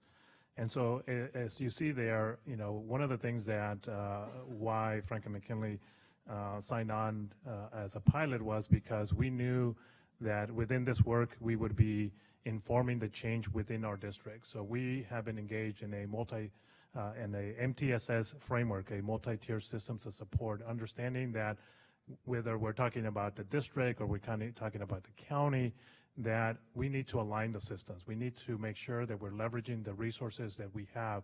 And I'm thankful that I live in Santa Clara County because this county has a wealth of services. The challenge is, how do we make sure that the families that are in most need of those services have access to the services? And that's one of the things that we're trying to achieve through this pilot, that we make sure that those families that are in crisis, that are not going to probably be accessing those services, that we have the staff that allow for those connections to happen. One of the indicators that we know help us understand what's going on with the family is attendance. And so one of the focuses that we have is, how do we make sure that we address attendance from a compassionate way, not the old paradigm where we brought in families and we criminalized them for not attending school. And that was a small segment of our student population and our families, because we never looked at chronic absenteeism. The state has now caught up to that as we start to look at an absence is an absence, regardless of what the reason behind that. If the student is not in attendance, they're not learning. And then, we then question why that child's not at school. And so we need to have the adults have professional development around trauma-informed practices, around social-emotional learning, and around understanding mental health and how that implication in regards to what's going on with the child and what's going on with the family. And so we're looking at reducing our chronic absenteeism as one of those ways that we allow for the achievement gap to close. But if we're assuring that they're in school, more likelihood that they're going to be healthy as well. So we're looking at our social workers, our nurses, to be able to uncover those barriers for students attending school. Do they have their basic needs met? Are they struggling with anxiety and depression, those kinds of things, so that we can provide early intervention, prevention measures so that our students are healthy and coming to school and they're thriving. And so we are utilizing the district staff, the staff that we've, generously, through your support, have been able to hire our social workers and now our UAP staff that are going to be that linkage to the families, to those services, and make sure that we case manage, because we know when a family is in crisis, they cannot sometimes advocate for themselves. So we need staff that will do that for them and will make sure they are connected to the services that we have here in this county and within our district. So that's one of the things that I'm really passionate about, because it is informing change within our district and how we serve families, not just academically, because we know that if we're not taking care of their basic needs, it doesn't matter what our teachers are doing in terms of their academic preparation, the students are not accessing, and so we need to make sure we take care of those basic needs first. So I thank you for your support. Thank you. So UAP is aligned with our partners in prioritizing a shared vision of customer service and system integration focused on ensuring determinants of health and well-being. Starting with access to early childhood education, which presents a critical opportunity to connecting with families and assisting with other determinants of health, such as housing security, food security, developmental assessments, and ensuring that all children have dental, vision, and hearing screenings, as well as supporting full connection with medical and dental homes for both children and their parents. Part of cross-system integration, partnership, and coordination includes understanding each other's roles to ensure complementary partnership in support of families and their young learners, as well as using common understood language in English, Spanish, and Vietnamese that describes these roles. As an example of what it looks like on the ground, recently UAP navigators work with the family experiencing homelessness since December of 2018. Staff, working together with partners, were successful in enrolling the family in a rapid rehousing program with intensive case management services, including employment services, counseling, and life skill building workshops. The family, composed of a single mother, children, one whom was adopted, and a grandmother and a pet, UAP staff looked at all opportunities to bring stability to the family, including the needs of the grandmother and the mother who had experienced recent trauma, and opportunities to ensure that children receive developmental screenings and academic supports. The UAP manager, Don Long, does case consultations and coaches staff to continue partnering with the family to ensure that all other key pillars, which as noted, our UAP are directed to focus on to ensure the stability for these determinants of health and well-being are secured for all families. And as Superintendent Cruz noted about advocating for families when they may not yet have the tools, UAP staff recently also supported a family where their green cards had been taken away, and it was through an error that they were taken away, and they were very scared because they don't want to, right now immigration is a very tenuous situation for many families, and UAP staff, worked with the family, advocated for them, found the error that was made, and made sure and supported their securing their green cards and keeping them in a safe place. This is a reminder of the logic model that guides evaluation of universal access to early childhood education, care, and health. Through First 5, Applied Survey Research is the evaluator that is leading evaluation of our collective work.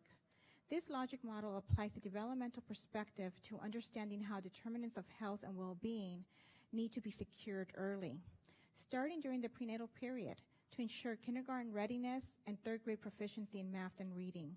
The model underscores that to support the positive effects of quality early education, physical health and emotional well-being for both children and their caregivers are critical. The report attachments provide a draft evaluation plan of specific indicators to track progress and outcomes.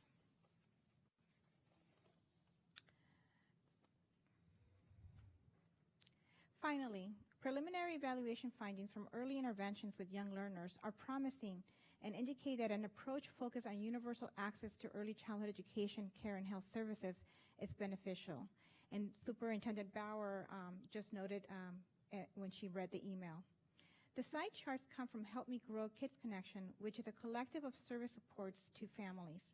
Families with young learners who need early services show improvements from these supports at follow-up, as denoted by the green bars in comparison to the red baseline bars. The Universal Access Pilot, through its partnerships, is building momentum, and there is continued need to coordinate and integrate systems to ensure that we support children's healthy development, school readiness, and life success through a whole child, whole family approach. In so doing, we are minimizing costs for higher intervention services down the road.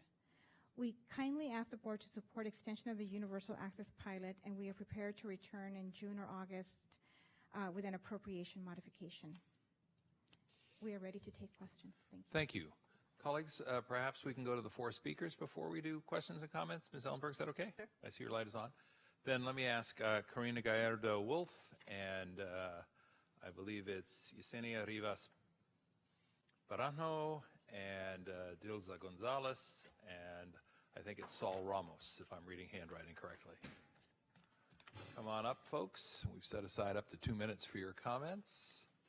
If you walk straight down, there will be a podium in just a moment for you to speak from.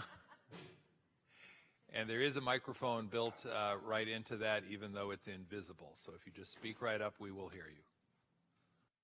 And if we can't, we'll ask the clerk to pump up the volume a little for you.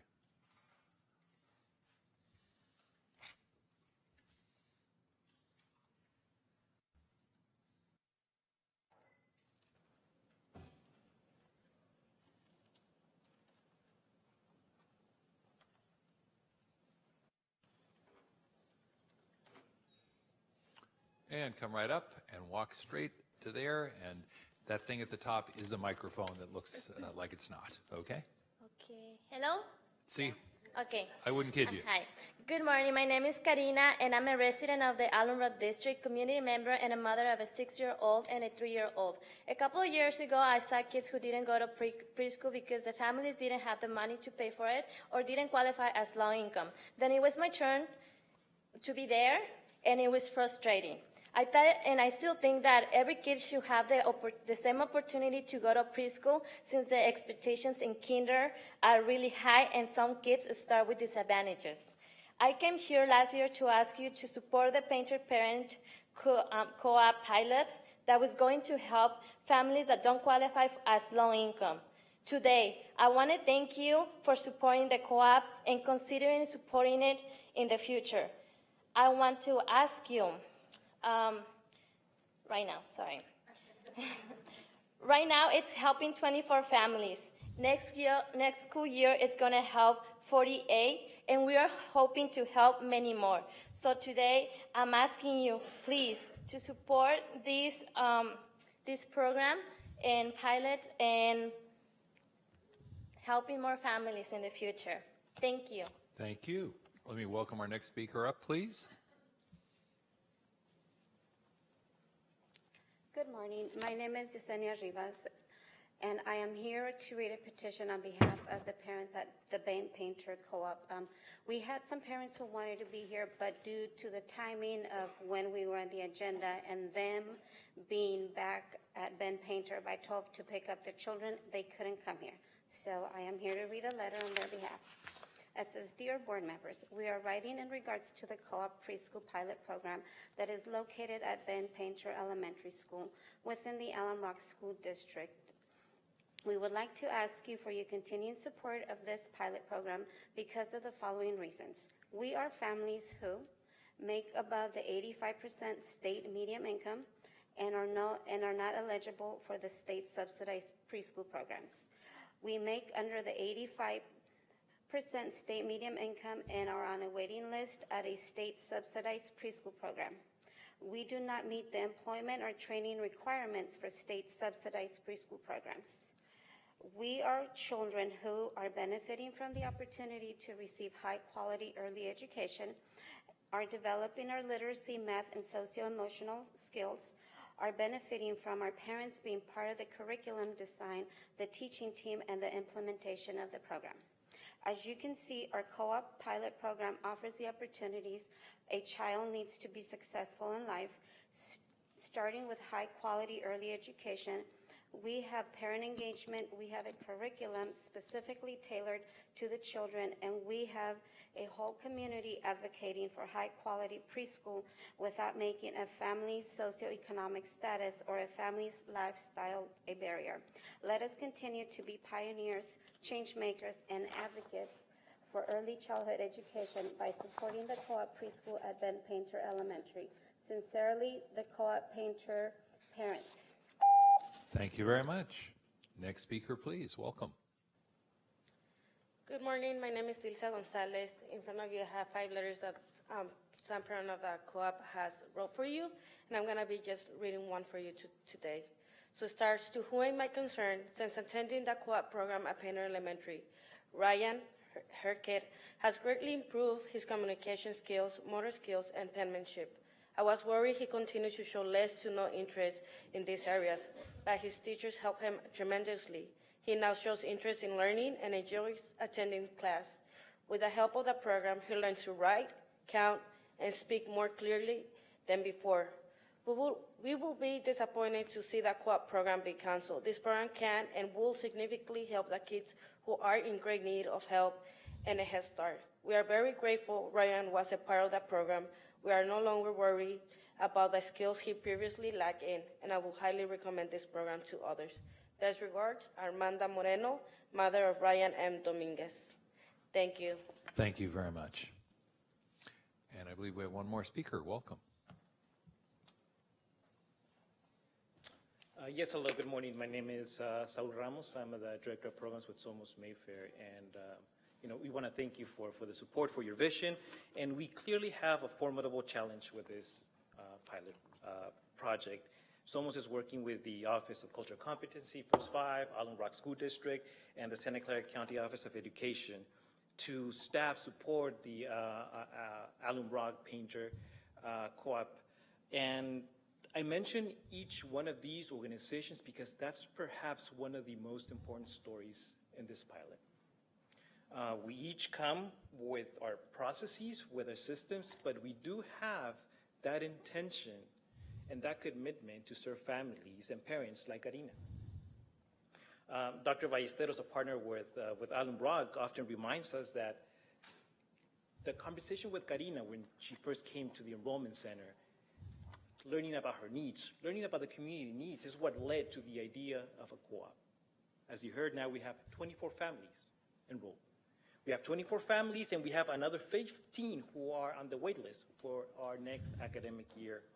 So what began with what family, with your vision, with your support, with the interest in the partnership of all the agencies that you saw on the board, is now a really thriving community of parents interested in college education, interested in being better community members and advocates for their children.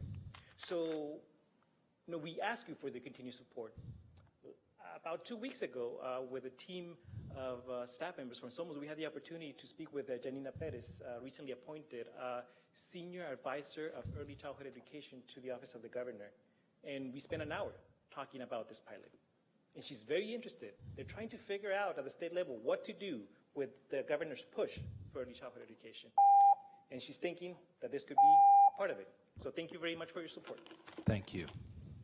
And let me just confirm with the clerk, I believe we have no other speakers on this item. That means the matter is back before our board for debate, discussion, and presumably some action. Supervisor Ellenberg, I see your light is on, ma'am. Thank you. I have a number of comments and questions. And with regard to the last speaker, I think you're exactly right. I think that we are well positioned to be to create a pilot program that will be potentially expanded not only across our county but across the state. And I'm excited for us to seize this opportunity. I want to thank the team for the tremendous work you did between the last presentation of this report and this one. It really is significantly more robust and comprehensive, and I think really sets out an exciting path forward. So thank you for all of that. I want to add also as an overarching comment that I believe that extension of this program is critical. Although the first iteration of it was for a year, we've really only had students and families involved for half a year, and it's just simply not enough time.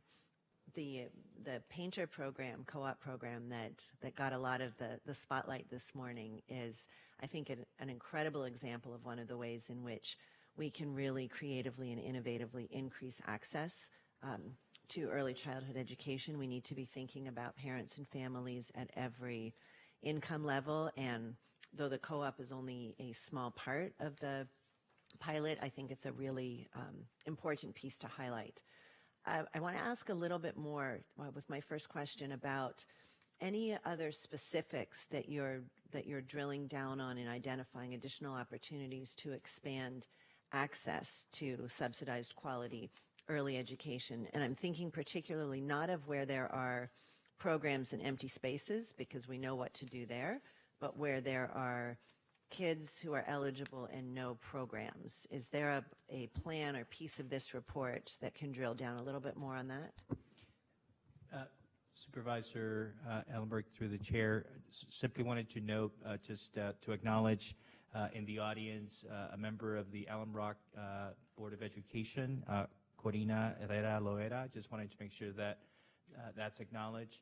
But I know that specific issue of where there are gaps, where no services exist, is one of the things that we are trying to identify, asking the navigators as they work in the communities to do that. So, but I'll turn it over to Dr. Blume. Yes, so we have added more robust measures to be able to track this. What we want to do in working with our staff and the districts and County Office of Education is to understand what are the numbers that are funded, what are the wait lists for preschool, as well as so understanding the whole gamut. So we're starting with the funded, the funded child slots, and we'll be understanding when they get filled, what is the wait list, who is needing subsidized care but they don't qualify, or even if it's on a sliding scale, maybe they still cannot opt for it. It's not because of the, their share is still too much for the family. So the navigators, my concern there is that the navigators will get this information anecdotally. No, so sorry, can I just interrupt? So Yes, County please. Office of Education, they track some of that. So we're working with our system, so it's not just the so we're trying to get raw, like actual data. Okay, good. Thank you. That's better, and I'll look forward to seeing that.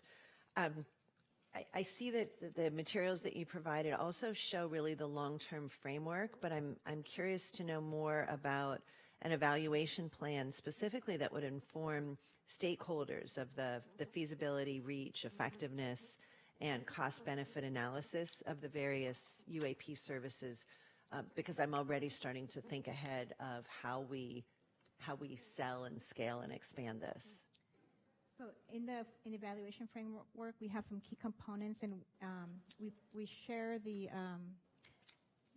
Pathways to Success model, but within that, there are specific measures that we have data, and those are going to be the ones that are being tracked. So we'll see the impacts that they have in children and families.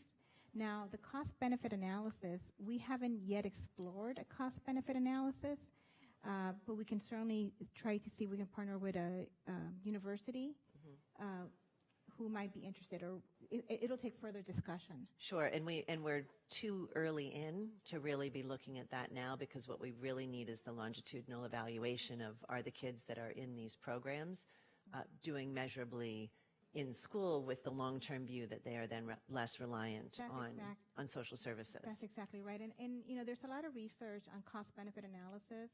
Well, there's not a whole lot. It's very expensive to do. But the ones that I have reviewed through the years, you know, they show that if done well with fidelity, that it will serve to reduce costs in the long run. But like you said earlier, the areas that we're trying to hit is to make sure that children are kindergarten ready and proficient in math and reading. And you can certainly see that there's going to be a lot of benefits. You want to? I know Dr. Bauer wanted to add something. Great. I wanted to add, in a very specific note for Alum Rock, that about 25% of our students have access to high-quality preschool, and it's no coincidence that about 30% of our students are proficient or advanced by the 3rd grade. So it's a pretty close relationship right there that we want, that allows us to have a baseline. So kind of to your point about a longitudinal look into this, that is our baseline right now, and we want to make sure that as we expand access to high quality early learning, we hope to see how are we moving the needle academically. Which also strengthens, I think, your argument that we need a 3-year extension right now and can't be doing this work in little pieces. I think actually this may have been something that Supervisor Chavez asked for last time, and I'm not sure I see it, but tell me if it's in a different format. I think she was looking for an explicit inclusion of maybe pie chart, something that shows all of the current funding sources for UAP activities, the current expenditures, and projected funding needs and sources to take the pilot to a sustainable or scaled model, even including, depending on income level, parent contributions. And I think that's a critically important piece so that we can think long-term about the scope and scale and sources of funding. Is that here, or is that coming somewhere else? That is in the attachment. Pie chart? Yes, in the attachments to the other sections of the UAP. And it's going to be a process to get all the data. So the way that we are dividing the analysis is to look at what funds early childhood education, and First 5 is gathering the information around that. And then OCC is working with our county departments to see what is drawn down to support prevention for early education, that supports early education.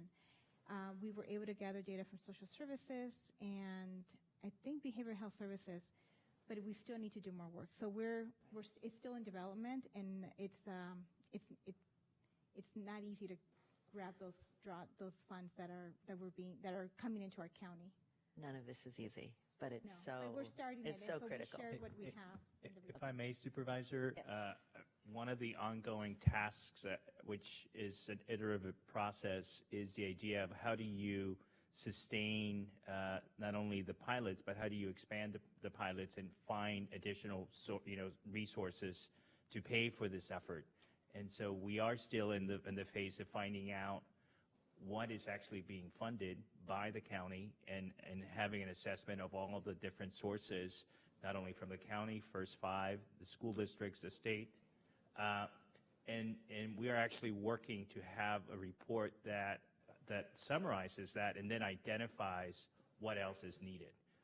It's going to take some time to get to that point, but we're beginning with what is being spent first so that we can then identify what is needed. And at some point, once we have that assessment, we'll present it to the board so that you can guide us in terms of next steps for those to find additional resources, whether it's the private sector or some other method, including perhaps going to the voters. That's up to the board to decide at that point. Right. The time is, I think, particularly propitious right now, and I know that our legislative advocates are focused on some of the state measures right now around early childhood education. I would hope that you're all advocating as well from the school district level. I think that's a critical piece. I think that's all of the questions I have right now. Our county has led well before my time in so many ways and been a model to the state, and I really am looking forward to seeing us become those leaders in early childhood education as well. So thank you very much. Supervisor Cortese. Well, thank you, President Simidian. This is all very exciting. It's been fun watching it, develop really from whole cloth in a pretty short period of time. And it's very detailed, and I'm all for it. I just have a couple of perhaps kind of nuanced questions, but they come out of some previous discussions that we had, and I just kind of wanted to follow up and see if there's any reason for concern or just looking for a basic update. And that's, I know the concierge navigator and the leverage schooling services item are all very similar. And in fact, at least in the older student context, the schooling services basically is where major county systems are linked up to the student and family needs. And I know that the branding in the school districts is such that that's what people hear and think when they hear schooling services. And I know in some discussions and briefings that I was part of, my staff was part of earlier, there was just, some thinking on your part as to, how to make sure that there's not confusion, not only on these sites, which is probably not going to be a huge issue because people will be happy to have the resources, and whatever names there are probably going to be okay. Although I know in Elm Rock's case, you've had a pretty significant history with schooling services already, and you have, interns and teachers and professionals that are all sort of using that branding. So just looking for, is that going to be another work in progress to try to make sure to monitor, how that's playing with folks and whether or not eventually one, sort of consolidated way of branding it comes to be. I know that Superintendent Cruz wanted to speak to that, Supervisor. Yes, and thank you for that question, because that is really the work that we're trying to do, right, is to simplify the system, right? And Franklin McKinley, as a longstanding SLS district, we had built some of those systems in regards to how to link families, how to get referrals, and those kinds of things. So we're using that as our base to build out this much larger systems approach in terms of the care for children. And obviously, in this particular case, we're focused on our TK to third, and the approach that we're taking, it doesn't matter who's funding what, right? If we're touching a TK to third student, then that's part of the universal access pilot, because it's about the systems and not necessarily about who's funding what. But it is important for us to leverage what we've learned through our schooling services work, which has been extensive in Franklin McKinley and some of the, Alum Rock and the districts that have been longstanding partners of SLS. And that's one of the reasons why when we started this process, SLS was not at the table, and we said, well, that's a major partner, major player in terms of linking services within our school district, and they need to be brought in, and so they've been part of that whole process. Yeah, that's great. That's, as far as I'm concerned, a great response. And I want to close my order book on that one, but just say the charts still kind of refer to schooling services is simply for those students or those youth that have behavioral issues, for example, as opposed to, you know, the broader foundational kind of linkage that you're referring to. And so much of schooling services is one of those things where the process is the product. I mean, obviously, we're linking youth up and families with all kinds of services, including neighboring community-based agencies and everything else. However, it's the premium is on the linkage. If you aren't doing the linkage all in one place, then we start to lose the very economies of scale we're trying to achieve in the first place with it. Anyway, the other question I had, which is, it also has to do with nomenclature, but in a different way. In one of the briefings that came up, and it just seemed like everyone who was a Spanish speaker in the room agreed, including one of my staffers, Enrique, that the word concierge doesn't translate real well or real directly into Spanish. And again, I assume that's a work in progress to make sure that we're not creating unintended consequences or confusing people about what it means. Well, I'll turn it to Dr. Bauer. Okay. And, you know, one of the things that we're also, one of the benefits of having two pilots is that these questions, as we're resolving them, it may take a different form in each district. And I think that's an important lesson to learn as we think about expansion in the other districts going forward. Dr. Bauer. So the reason I'm laughing is because a couple of my staff have already sent some suggestions. So we're working on that. Okay. I don't want to say what the translations are right now because I don't know exactly what we're going to land. And that's part of this process, right? About both of us talking to each other and figuring out what makes the best sense in terms of our community, which I think is fantastic. I just also wanted very briefly to address your first question because that's dear to the Alum Rocks concept of the pilot. And we are addressing the 0 to 5 population that traditionally is totally outside the elementary school district, right? So we're trying to use the pilot to teach both of our systems to connect those services, those opportunities so that the students can thrive. And that's the goal, right? So it's sort of like, I call it the hermanita of SLS, right? That's what the pilot is the little sister, right, of coming to school and being served and being prepared to thrive in our system. Yeah. So thank you. Well, that's great. Thank you for sharing that perspective. I think even on these seemingly nuanced issues, when you talk about expansion, I too look forward to that. I'm sure all of us, you know, that's an aspirational thing for the county and something we've been discussing for some time. But even without expansion, because of the transient nature of the community, you will end up with kids from this pilot in other school districts or feeding in eventually into Eastside Union. And for those families to know wherever they end up, 2 years, 3 years, 4 years down the road, that what seemed like nuanced nomenclature is actually very consistent and branded very, very much the same across outside of boundary lines of Franklin, McKinley, and Elm Rock, I think is going to be useful. Just lessons learned from the past, and I know I'm preaching to the choir because particularly at the superintendent level, as big as your districts are, you've been dealing with that for years. What happens when great programs at one place aren't understood or the data doesn't move over, with that student to another school or another district where they end up. So thank you. It's heartwarming. I ran into a retired teacher who was last teaching at a Head Start facility over at Foxdale Manor a couple years ago when I was out there for Read Across America.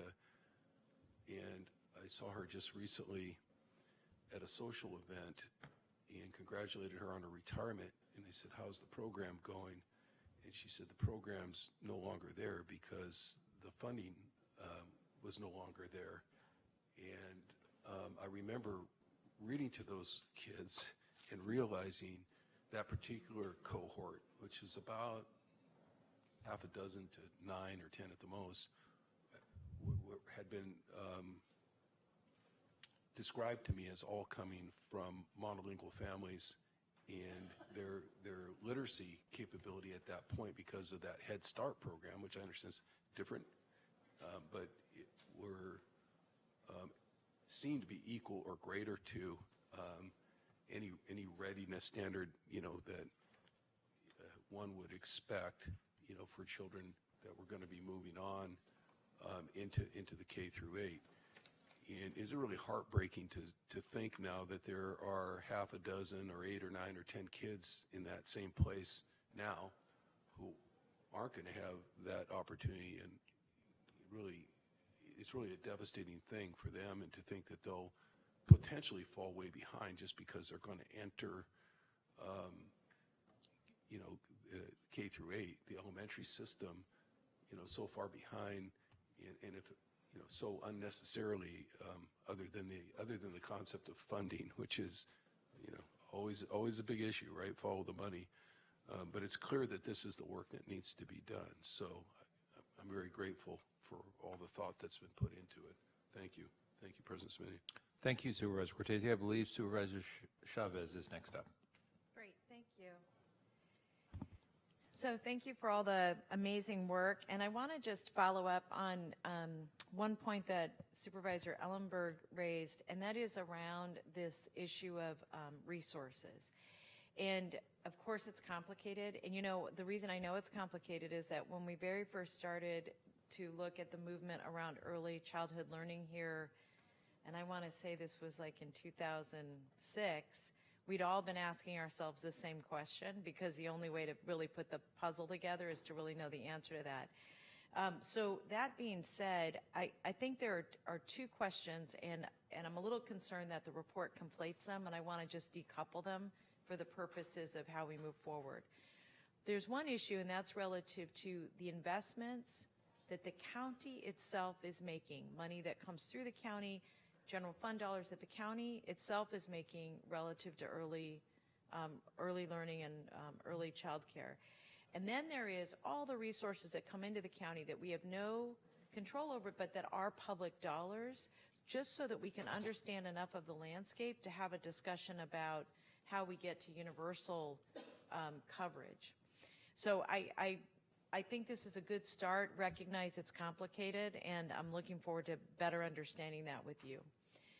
The second issue that I wanted to just acknowledge is an issue that Supervisor Cortese raised relative to the investments we're making in the schools, particularly around mental health. And I would also categorize other issues that we are funding right now, other services that we're funding right now, that would help us better understand the current total investments we're making in high-need schools. And let me ask, to that end, both of our two leaders from our school districts here, what is the average that is spent per child per year in each of your schools? The ADA? I almost said ADU, I was thinking about housing, but ADA? Are you asking what this average state funding per ADA? It's about $10,000. For your children? And Yes. then Ilaria, same? Very similar. Okay. And Excuse me, Supervisor Chavez, just to help clarify on this funding point, that is exclusive of additional funds that would come for either categorical programs? No, that's just the general fund percent, the general fund ADA. On top of that, districts would receive additional supplemental concentration based on their unduplicated count, and that's just from the state. And then from the federal government, we would be getting Title I, II, and III based on our students with free and reduced meals. But the average ADA for districts right now is about $10,000 for elementary school districts. It is higher for high school districts. so what is just to follow up on what Supervisor Simidian asked, what's the total amount of money we're spending per child per school in your school districts? Since we are deficit spending, I will guess we're spending about $15,000 to $17,000 per student in my district because of the declining enrollment and the cost of living and all those things. So our district is currently paying out more than we're receiving, and which is one of the reasons why we're having to make budget adjustments. Ilaria? Alum Rock does not have that luxury. When he said 17,000, I said, wow, you really? and ours it's an average between 12 and 13,000 when everything is said and done. Okay. And the reason I'm asking the question is that I think as we look at expanding the program, one of the things I'm really interested in, I'll just share this with my colleagues, is I want to be able to target districts in order. Like if we get to universal, I want to make sure we're starting with the highest need districts and then moving around the county based on that. And so I know that school funding is very complicated. In fact, Bob Brownstein once told me that there were only 7 people in the whole state who really understood school funding. And actually, I thought he was kidding. I'm not sure he was kidding. Just looking at your face, Joe, I'm not sure he was kidding. But I do also want to just ask our staff to better understand the funding for our school districts also that we're partnering with, because I think that better understanding that's going to help us make decisions relative to resources longer term. And then one last point I just wanted to make, and that is that I do think that one of the point that Supervisor Ellenberg started with around looking at longitudinal studies, I like you have read a bunch of different bodies of research about how preschool does and doesn't impact, the success of the child. And I think that that absent us, and I think this is true for all of the partnerships we have with the schools, like my own opinion is that if the schools aren't willing to sign up for Data Zone, that we should rethink whether or not we're investing in them, because we cannot determine whether or not what we're doing for schooling services or any number of issues is really having an impact, because we can't track the child. And I'm just saying that to my colleagues because when it comes to dealing with the school districts, we've been very careful about not wanting to push them, but at some point we really have to ask ourselves whether or not we can prioritize funding where we can't look at the outcome.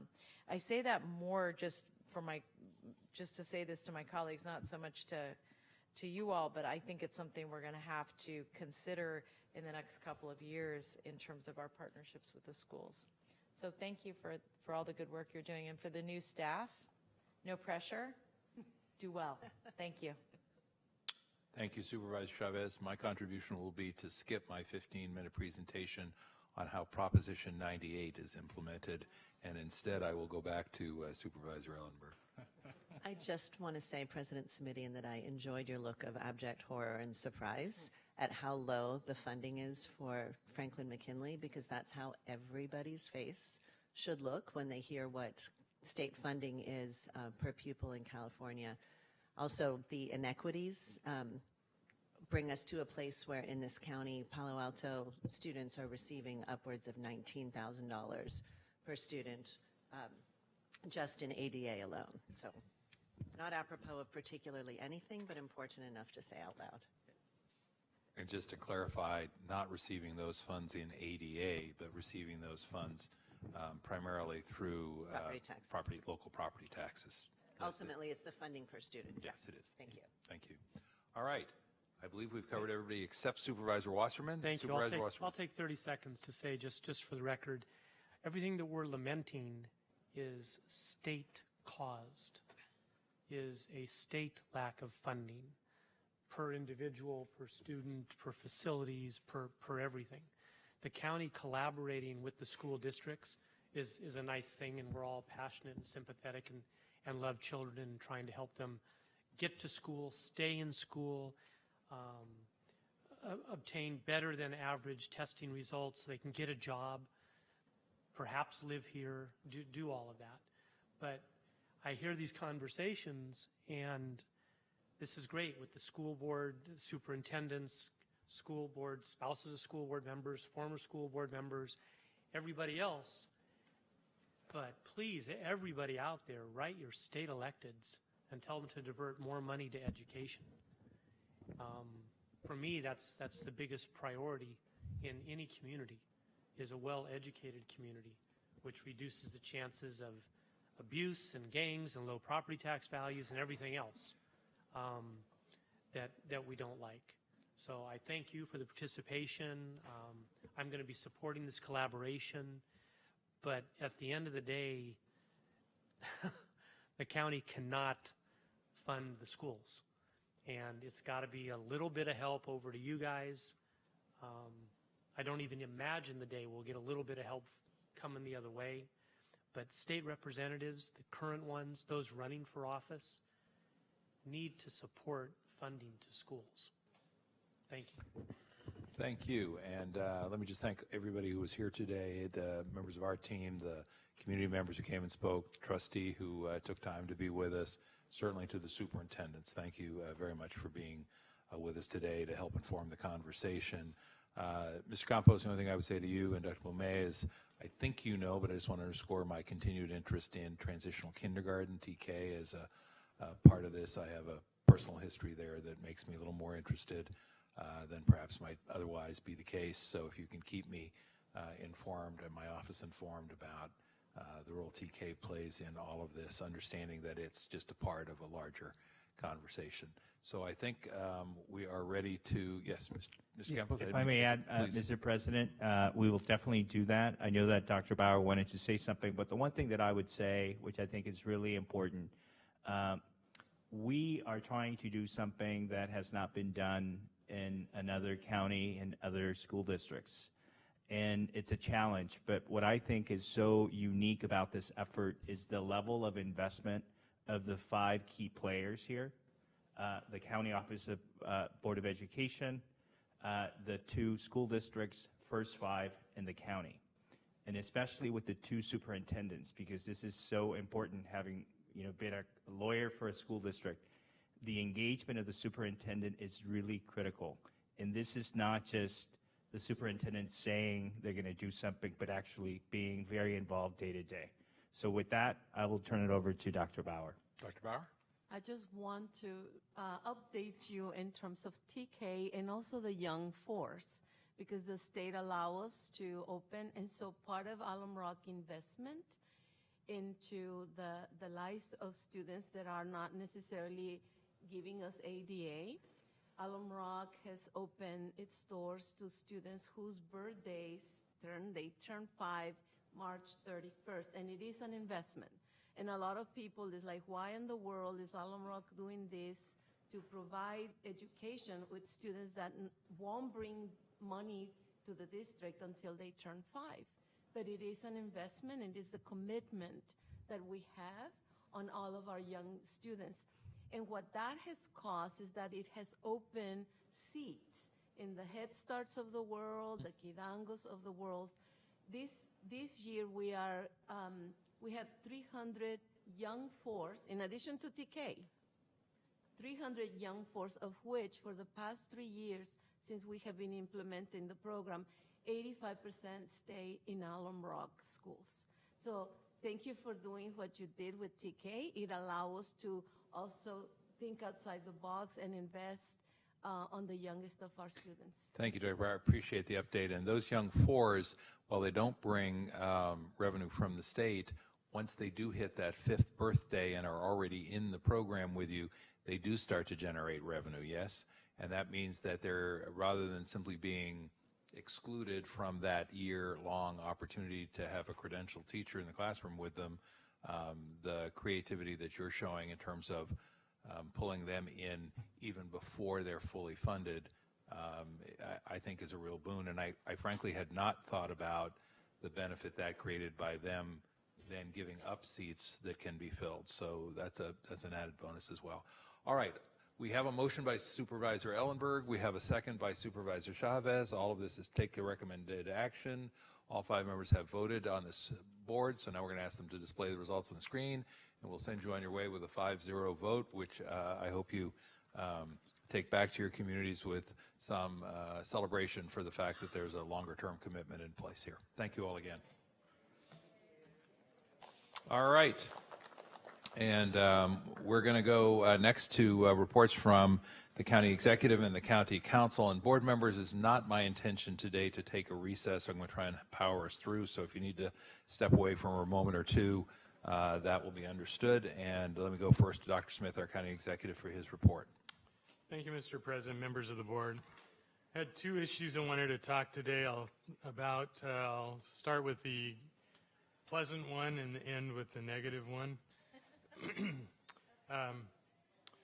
I'd like to make sure that everybody in the public is aware that Saturday, the 11th of May, is the Stamp Out Hunger food drive celebration and donations. You can put food donations near your mailbox, and they will be picked up by the Postal Service worker. You can also bring donations to your post office. This is an annual drive that's sponsored by the National Association of Letter Carriers and the United States Postal Office, as well as AFL-CIO and numerous other partners. And every year it generates large amount of healthy food for families who are in need. So please participate this year and make sure that you have your bags of food out by the mailbox. Secondly, I want to talk a little bit about the budget, and you'll hear me talk about this and try to send this message over and over again for the next 2 months, because I want to make sure everyone hears it. We have our budget workshops starting next Monday. They will be Monday, Tuesday, and Thursday. During that time, the board will have the opportunity to question departments about particular programs that are included in the county exec's budget, and we will then have the budget hearings in June, the 10th, 11th, 12th, and the final adoption on the 14th. I just want to make sure that all the public and all the employees listening understand that this is a year that I'm very concerned about from a budgetary perspective. We've had the pleasure of years of significant roll growth in the 8% range, which means we've gone in 10 years from a total budget of about $4 billion up to pushing $8 billion.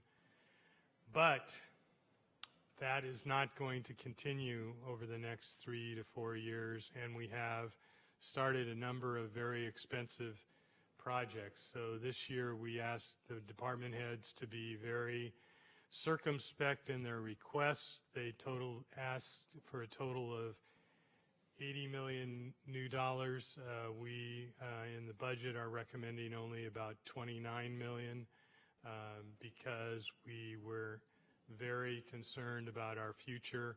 We're looking at a number of things in the future that will be very costly. Labor costs are anticipated over the next contract to go up hundreds of millions of dollars. The federal government continues to be intent upon cutting social services and health services reimbursement and benefits for our citizens, which could cost hundreds of millions of dollars. And we will be very concerned about who wins the elections in 2020, because that'll tell us what our future is. At the same time, we see the downturn in the economy happening, flattening of housing prices. We anticipate over the next 3 years to have a significant downturn. So we're very, very concerned to prepare the flight path so that we can have a soft landing and not end up in a position where we have to start cutting services. So sorry to sound like a downer, but I'm really concerned. And I think you know, and the public knows, and the employees know, that I'm not a person who claims the sky is falling all the time, and I'm not saying the sky is falling, but we need to be very cognizant of our expenditures at this point. Thank you very much. In the absence of any questions or comments, I think we can move on to item 11, which is the County Council's report. At the May 6, 2019 closed session, by unanimous vote with all members present, the board authorized the county to file an interpleader action to distribute the excess proceeds from the tax default sale of 5480 Tyhurst Walkway, Apartment 4, San Jose. And that concludes my report. Thank you very much.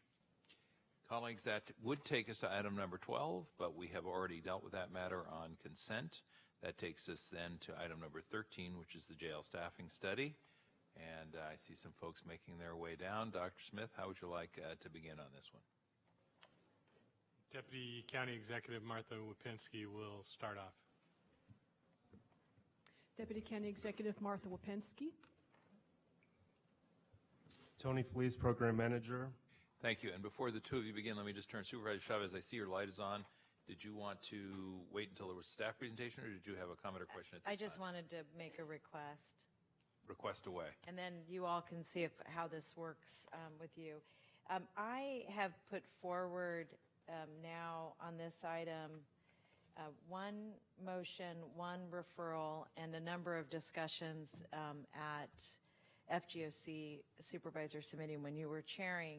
And what I am concerned about is that I think the staff is moving in a direction of working on the issues we need to address with the consent decree with the motions that I've put forward. And so what I wanted to ask was for two pieces of information. One, to ask staff to take the original jail staffing study referral and which was from December 12th, 2017. And then after another discussion on December 4th, 2018, I put forward a motion that was actually similar to 2017, a year apart, but to ask the staff if you could take those motions and then break it down chart-like along with what is going to be responded to and not in the current, with the current contract that you have, whether it's phase 1, phase 2. I'm not as concerned about that. I'm more concerned that there are areas that I'm nervous are not really going to be responded to based on my requests and based on reading your report. Is that a doable thing? It can be off agenda. And I'd like to get that before the end of budget because I'm concerned to Supervisor Ellenberg's point that I don't understand when pieces of this will be coming back and what the implications of that are either. Sure, we can bring back a report off agenda.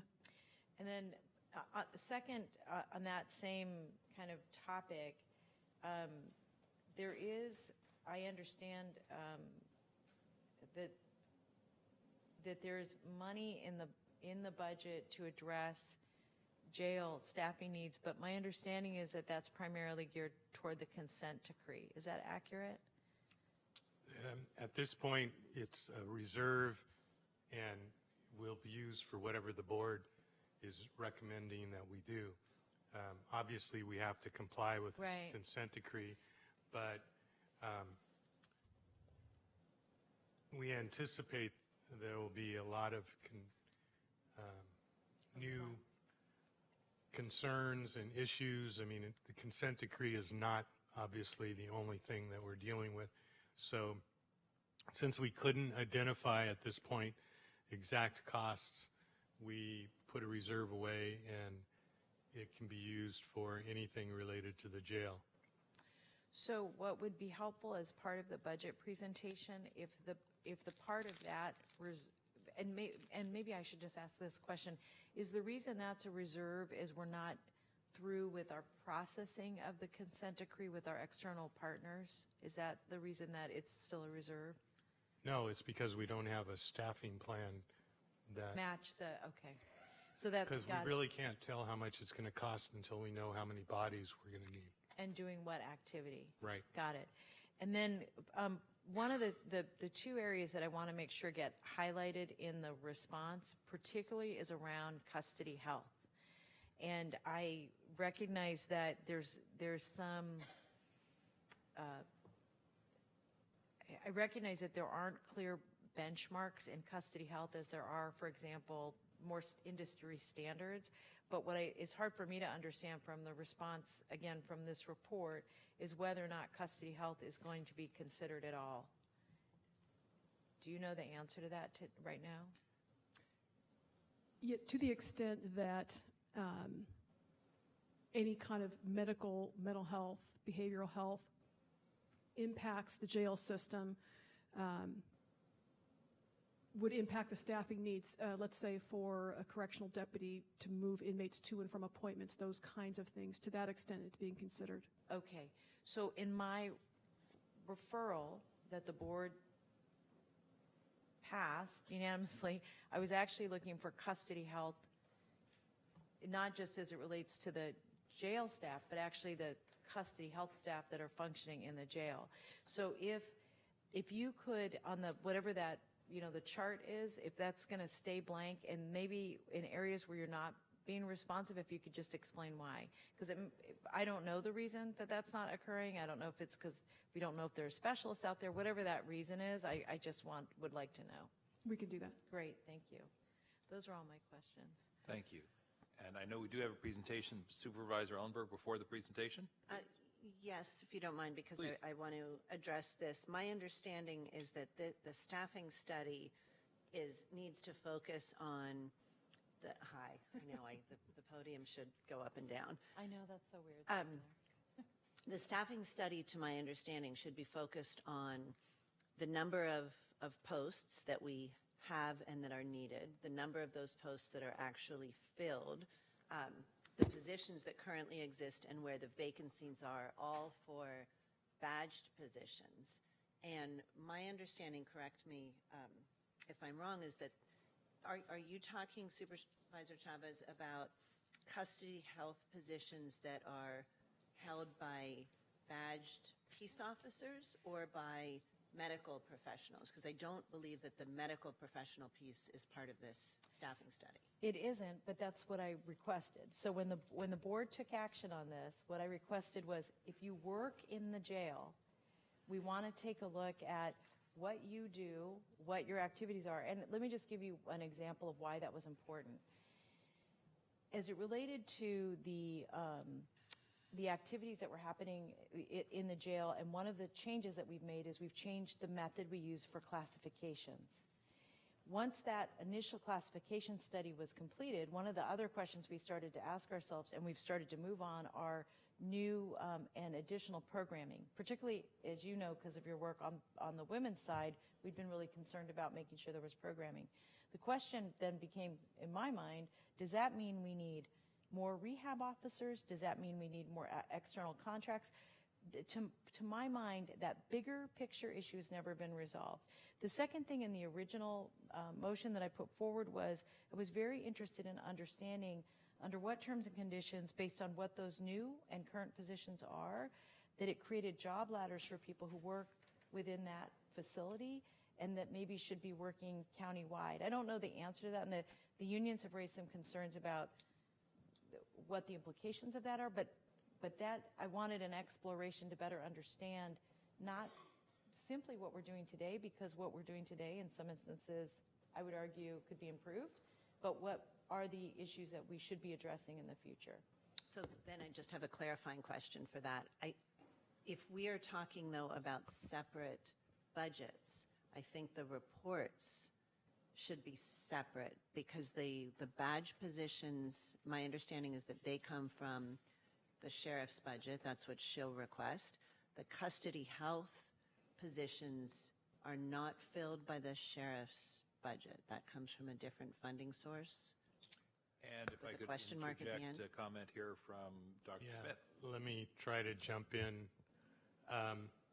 You're right that the custody health medical professionals, nurses, doctors, those individuals are funded through the enterprise fund at this point.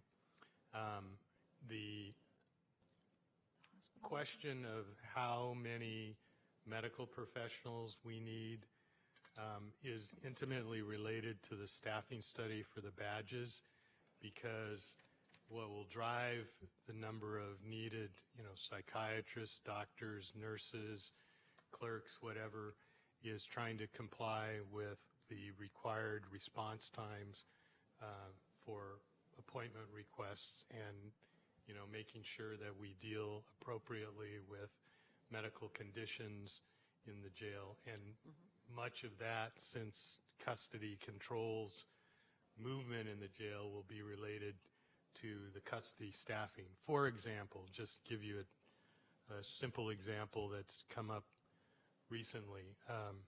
This is not necessarily related to medical professionals, but it gives you an example.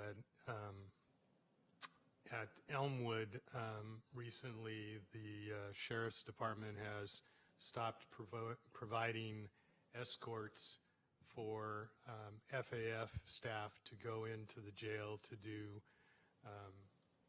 issues that are required by the consent decree to comply with facilities remodeling. And they're doing that because they feel that they don't have enough overtime budget to do that. So in an analogous situation, if that were to happen regarding medical care, that would change the number of nurses and doctors that we would need. So we really can't give you a good answer about how many medical professionals we need until we know what the staffing is for the badges. But that being said, we will be responsive to your request, and when we come back, we will give you an estimate of what we think is reasonable, what we think is rational. It just won't be down to the nitty-gritty yet. Okay. I think they're both important. They're just still sounding separate to me, and I think that the phase 2 of the staffing report does contemplate career ladders. That's yes, it does. Part of it? Is that addressing, and am I understanding the same thing that you're asking for, that we want custody health as well, but perhaps separate reports since they're separate budgets for purposes of the budget discussion? Yeah, I'm not sure. I think that the source of funding is as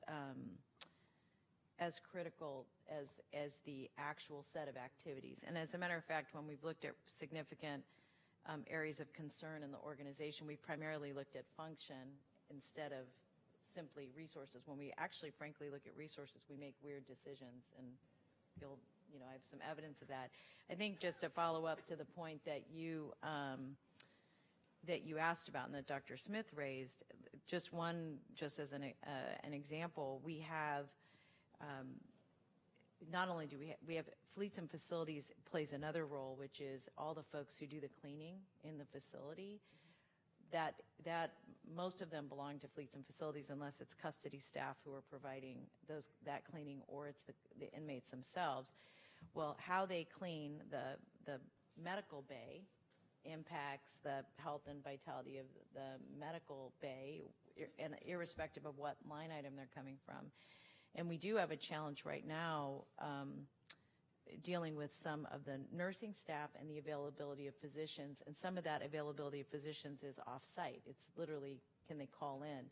So I think that while I appreciate the point that Dr. Smith is raising, that it's complex, you could take either side and look at the other depending on the timing of the study. What I want to make sure happens is that, and the reason I'm even interested in the custody staff positioning is because even as I think about career ladders, again, depending on the activity that we have there, whether or not someone is able to move from one place to another, both in custody but even outside. Like I don't think it's healthy for a nurse to work their whole career inside the jail and not be outside of BMC. So anyway, but I think that if the staff can come back with it in boxes, it'll help me understand where we might not be aligned. All right, I'm going to ask that at this point we turn to staff and ask you to provide whatever presentation you would like on this subject. I do have some thoughts I want to share about the issues that have just been discussed by my two colleagues, but I think I'll hold off until after your report. So And through the chair, if I may. Please. Simply to micromanage. If Martha moved to the other side of Tony, could Supervisor Ellenberg see her easily? Okay, I think when we have two staff members up there, in the prior 7 or 8 years with Supervisor Yeager, he never brought that up, and I've heard it here. And when you only have 1 or 2 staff members, if they can start from that side over, Supervisor Ellenberg's view won't be obstructed. I think you just violated the charter by giving directions. There you go. Thank you. Well, and now it's not clear to me that Mr. Mitra can see everybody, but that's all right, too. So. All right. Mr. Felice, Ms. Wapinski, go right ahead. So just a few comments beyond what's already been discussed here in terms of timing. The contract with the consultant was executed in March. They began work in April. The data request from the consultant was enormous, much larger than we anticipated, and so the consultant is starting with a review of custody operations, and the Sheriff's Office has been quickly and diligently getting the data to them. So they're continuing to work on the custody analysis piece of this, and then they'll move to the law enforcement operations. And so with that, I can take questions. Are there any other comments or questions? I think only Joe had some, and he. I have Oh, go ahead. one Jeff. comment to add. Jeff, thank you. Another complexity here is that all of the staffing requirements will change dramatically with the new jail. Now, obviously, we're not talking about that right now, and that's off in the future, but we do have to plan for that, realizing that the circulation in the new jail will be dramatically different than it is currently. That's so an excellent there'll point. be a different ratio of inmates to staff and probably a different mix of staff. Certainly it will change that. Couple of thoughts. First, as to this issue about custody health and sort of more broadly, I actually think everything I heard sort of synthesizes pretty easily and pretty well. So we're going to do a jail staffing study. To Supervisor Chavez's point, with which I agree, the operation of a jail is not exclusively a function of folks who are part of the jail staffing study. The folks who are in the system there rely on other parts of our organization. I think that's, sort of a simple statement of the obvious. So that being said, once we figure out what the jail staffing study suggests in terms of the requirements for an appropriately staffed corrections facility, we do need to ask ourselves, what are the implications for other agencies or departments that work in tandem with the jail? That's all. I mean, at one level, it's pretty simple, as hard as it is to do. I think, at the end of the day, the jail study is not an end in and of itself. It is a means to an end, and that end is, let's make sure that we're actually doing the job well, that we're treating the people, both our employees and the folks who are incarcerated, appropriately, that we are not getting ourselves sued, that we're using taxpayer money wisely. And so, again, to Supervisor Chavez's point and the comments that Supervisor Ellenberg made, once you figure out what that jail staffing study suggests or requires, you have to ask yourself, all right, what are the other component parts? And yes, they are in different departments and agencies, but they are nonetheless inexorably interwoven to the day-to-day work of the jail. Bluntly, we're going to need to have those conversations so that we don't get ourselves in a situation we've been in before, where one department or agency is blaming another department or agency for the inability to deliver. And that's, just a hard truth. So I think that's important. The other thing I'll say, and Dr. Smith, forgive me, but there's been some tension, it seems to me, between the Office of the County Executive and the Sheriff's Office in terms of getting information back and forth over the course of the last year or two. The staffing study, it seems to me, is one of those places where you're absolutely positively going to need to have good sharing of information. How's that going? I think regarding the staffing study, it's going pretty well. Okay, good. All right. Then I don't think I have any other comments or questions. Colleagues, anything else on this one? If not, we'll ask the clerk to please display the voting panel on our screens. This is, I believe, simply to receive the report. That's the recommended action. We have a motion from Supervisor Ellenberg to do that. We have a second from Supervisor Cortese. And before the last member of the board votes, we're going to let Supervisor Chavez weigh in. Right, and just to make sure that that motion and second include an off-agenda report that will come before we're completed with getting the final budget, at least with the process, not, like recognizing we're not going to have the answers, but where we are with the two, both the motion and the referral. Thank you. And I think that's agreeable to all the members of the board. So we'll ask all 5 members to please vote on the screen. All 5 members having done so, we'll ask the clerk to display the result, which indicates a 5-0 vote. Motion passes. Thank you. That takes us then to item number 14. And who's going to present on this one?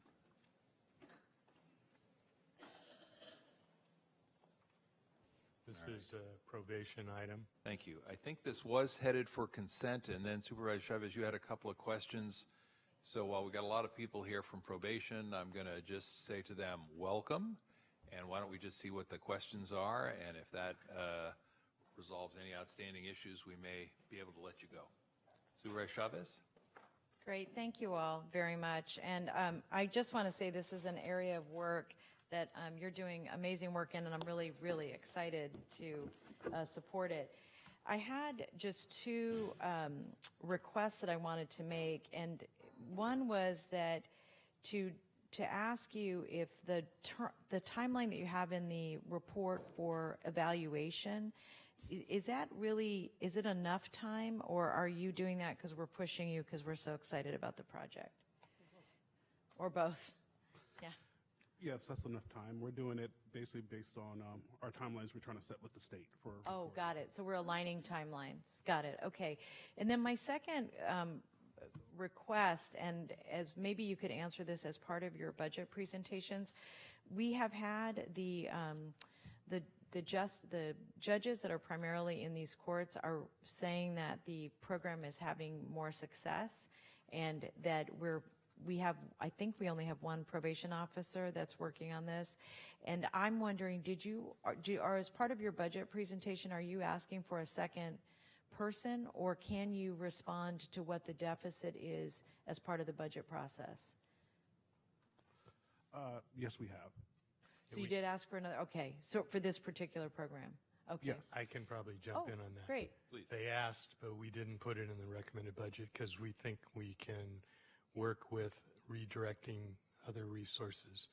You mean like another probation officer? Right. Remember, probation never took a reduction after we closed half of the juvenile hall. And so we think that we can redirect resources to augment the service without adding more. Now, that might not be true. We'll continue to work with the department and get more details.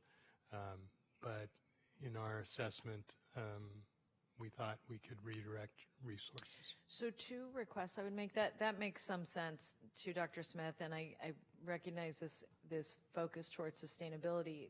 I would just have 2 requests. One is, as part of the budget process, if we can actually just answer that question. Sure.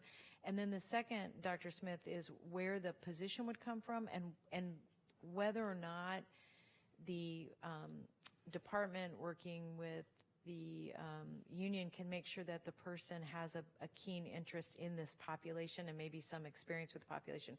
Because initially, I know when this program started, we had a mismatch and of I think it was just genuine experience with the population, and so the program didn't start off. It was a little bit rocky, and then we recognized, oh, we need someone who's got a little higher level of experience, and these are, as you know, pretty hard to serve young people. So I would just want to make sure the second part of that is both, do we have the ability to move an actual code with a human in it, and do we have the ability to make sure that human has or that person has the right level of experience to work with this population? We'll work with the department and have an answer during budget. I appreciate that. Thank you. And does that respond to all of your questions? And so if the clerk were to display the voting panel on our screens, does that mean you would lean forward and provide a motion? It does. No, it means that Supervisor Ellenberg would beat you to the punch, and Supervisor Chavez would be the second to make the motion, and we'll ask all 5 members to please vote on the screen. Anything that we need to hear before we vote that you're prepared to take yes for an answer today? Okay, good. Then all 5 of us will lean forward, and let's see what the results are. The results are 5 yeses. Motion carries unanimously. Thank you, and thank you for your patience today and your availability for questions. And that takes us, Madam Clerk, I think, to item number 15, Government Alliance on Race and Equity Report. Yes? Okay. And who's going to come forward and present on that? Supervisor Chavez, I'm going to step away for a minute if I can ask you to carry the meeting from this point forward. Thank you.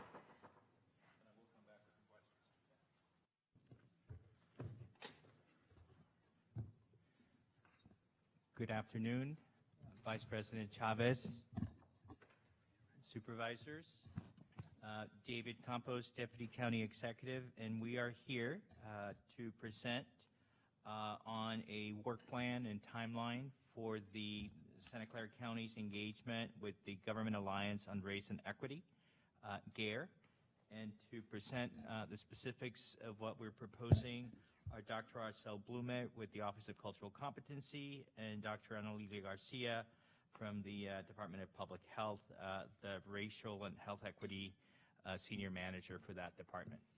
Thank you. So I just wanted to say as we get started is that through participation in GARE, departments will be better prepared to apply a racial equity lens in all aspects of government work as a means to support well-being and successful life outcomes for all Santa Clara County communities. Particularly impactful will be to those communities experiencing historical disenfranchisement. So I'll pass it on to my colleague, Ana Lilia Garcia, Dr. Garcia. Thank you. Good afternoon. Why GARE? Why the Government Alliance on Race and Equity? Across any measure of success in Santa Clara County, whether it's health, income, housing, education, criminal justice, there are deep and persistent differences in outcomes based on race. We must recognize that from the inception of our country, government has played a role in creating and maintaining racial inequities. It is not by chance, but rather by design, that we continue to work in communities that have a historic and present-day disinvestment. Racial equity is achieved when race can no longer be used to predict life outcomes, and outcomes for all groups are improved. And although we have made strides towards racial equity nationally, racial anxiety is on the rise, and we believe that if it doesn't explicitly get called out, it will go unaddressed. Strategies to achieve racial equity need to be specific and intentional to address the root causes of inequality.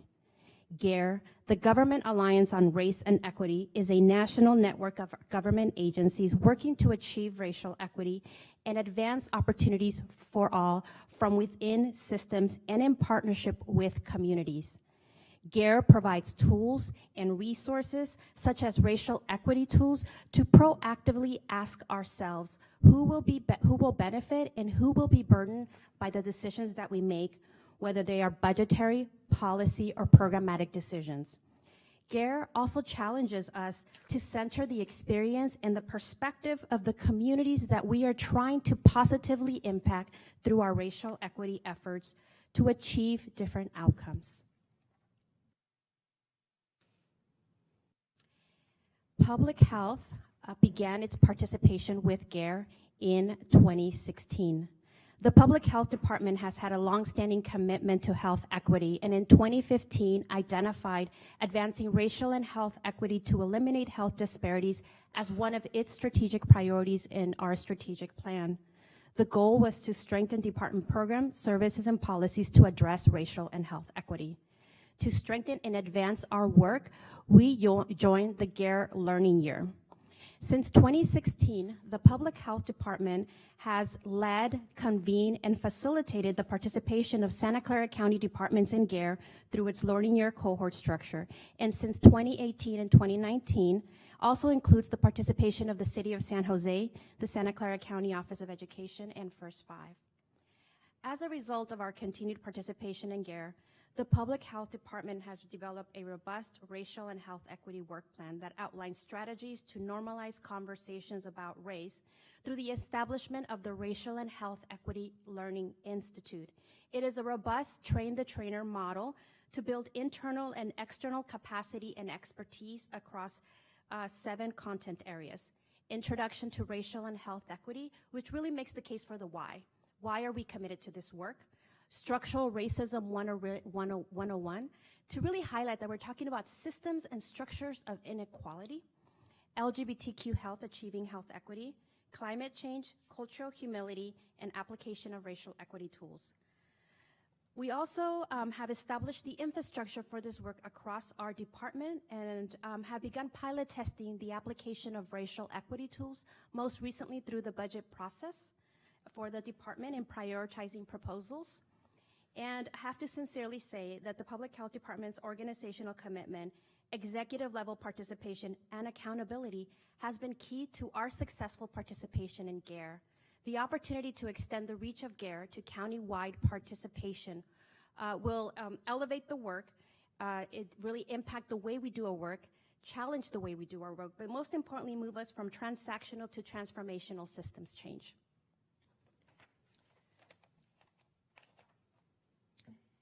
Many Santa Clara County departments for decades have been committed to addressing racial disparities observed in high intervention systems.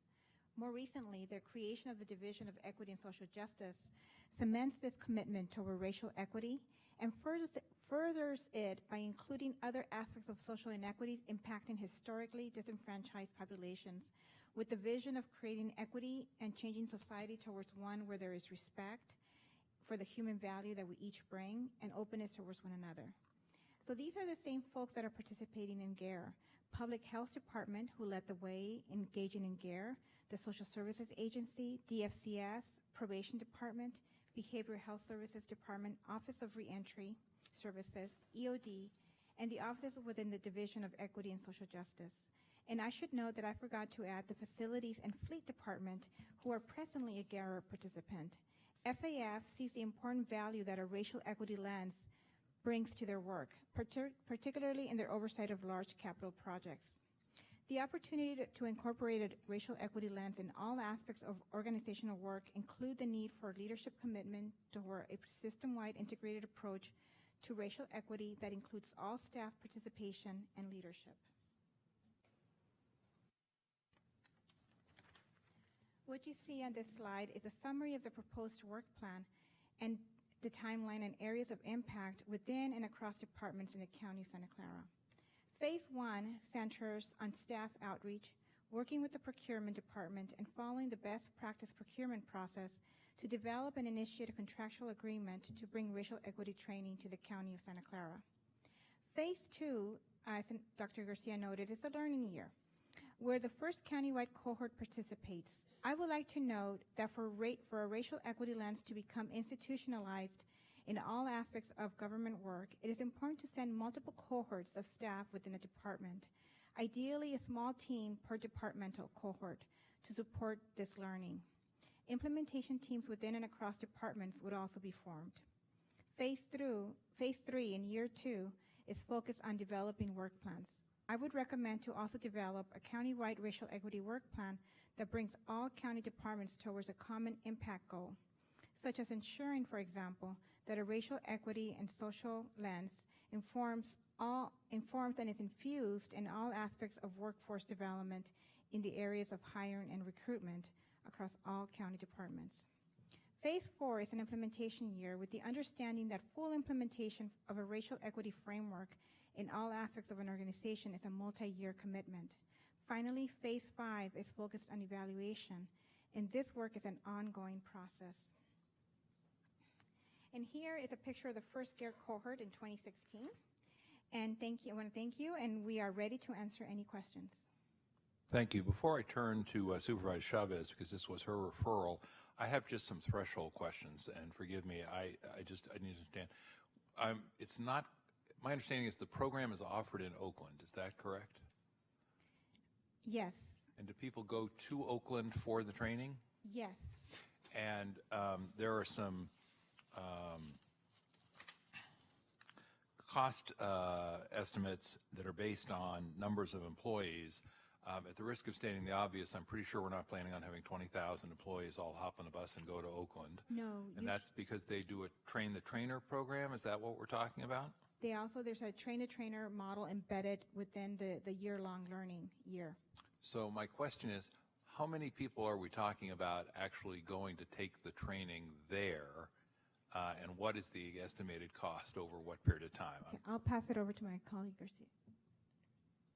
Thank you for your question. The current structure of the GARE Learning Year model is that they do convene local jurisdictions in Oakland to participate in a year-long training program. Since 2016, the public health has been participating, and every year we send anywhere between 10 to 25 individuals to Oakland to participate. We join other local jurisdictions in the Bay Area, other local health departments, and city agencies. And the cost for that varies on the number of individuals that participate. Now, if we are thinking about county-wide participation in GARE, you are correct.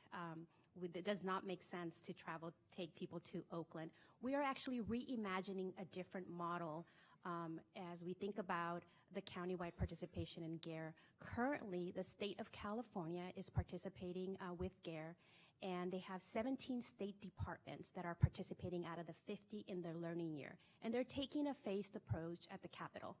What we imagine here in California is that we would, here in Santa Clara County, is that we would bring the GARE team here to Santa Clara County, and that we would potentially begin with departments that are ready to participate. We imagine that the cohort would be anywhere between 150, 175 people in the first year. Anything larger than that would not be manageable. And it's not just training. We imagine 5 to 6 sessions of just really understanding the work, normalizing conversations about race, but most importantly, how this work is going to be operationalized in departments. And that's the development of a work plan. And the cost associated with 150 to 175 folks a year is in what range? Okay. I have a figure that was provided just as a way of reference. I'm imagining anywhere between perhaps $60,000 to $80,000 a year. This is a rough estimate.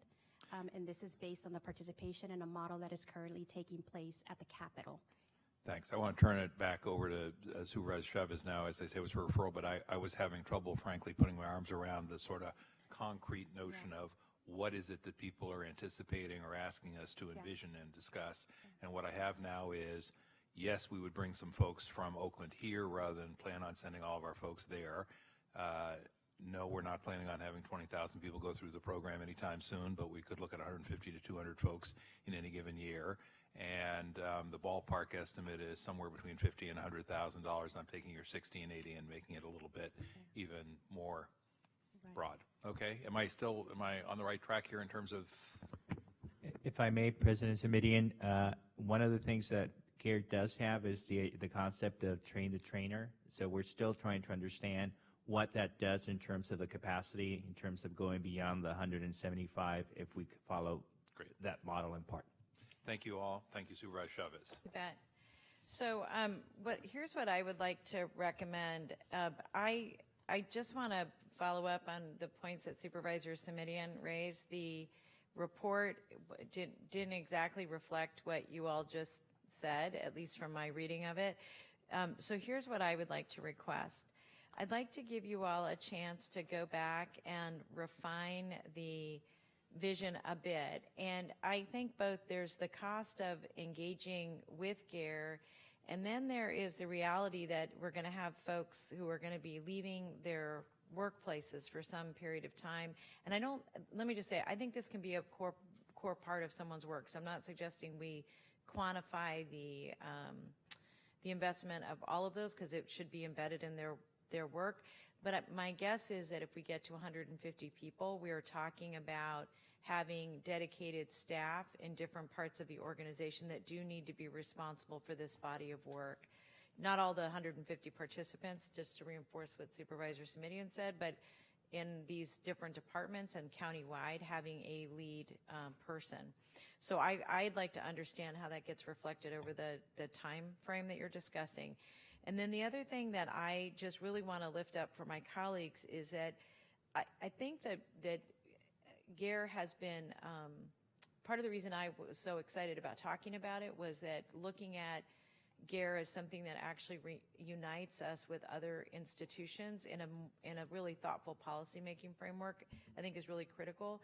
But to my knowledge, I haven't seen a presentation at any of the boards that I sit on about the actual products of GARE outside of the awareness. And so I would just say that even if it's in the next report, it doesn't need to be presented on, but the actual tools that are used in terms of assessing policies, I think would be really critical. And then the other is to better understand if there are agencies or organizations that have been far ahead of us that have done something that is substantial and have seen either changes in climate in their workforce or changes in policy framework that are multi-departmental. And then lastly, and this is kind of the most tricky thing I'm going to ask you to think about, is that it would be important to me to understand if GARE can be embedded in a very particular body of work that we're doing right now, and that is relative to how we're thinking about prevention. Because if we're going to think about being strategic in our investments and significant alignment, we should be attaching GARE to that which we think is long-term the most sustainable approach that we're going to take to county-wide work. So those would be requests, and asking that I would make as a motion, asking staff to come back with those, with their reflections on that. If I make just a quick question through the chair, is there a timeline for coming back, Supervisor? I know what I'm asking you is a lot, and so I'm interested in getting this back as soon as possible, but I want to give you the time to do the research. The only timing issue I'm really concerned about is that I know there's a lot of region-wide work going on right now, and I'd like us to be as close as we can getting in the queue for our partnership with GARE on a bigger level, and I don't want to miss that queue opportunity. And I'm nervous that I don't know when that is, and I'm assuming you will get this to us in time for us to be able to participate. Thank you. That's a really good question. GARE just is a national network. It's not based in Oakland. It's a joint project out of the Center for Social Inclusion and Race Forward. So in terms of a timeline for the next iteration of a cohort, GARE will be launching in California, Northern and Southern again, January 2020. So this is really good timing in terms of preparation and really outlining what will set us up for success. Great, thank you. I'm going to ask the clerk to display the voting panel on our screen so that Supervisor Chavez can make that motion. We'll see if there's a second. There's a second from Supervisor Cortese. Anything else on this, board members? I think the only thing I would add is, speaking only for myself,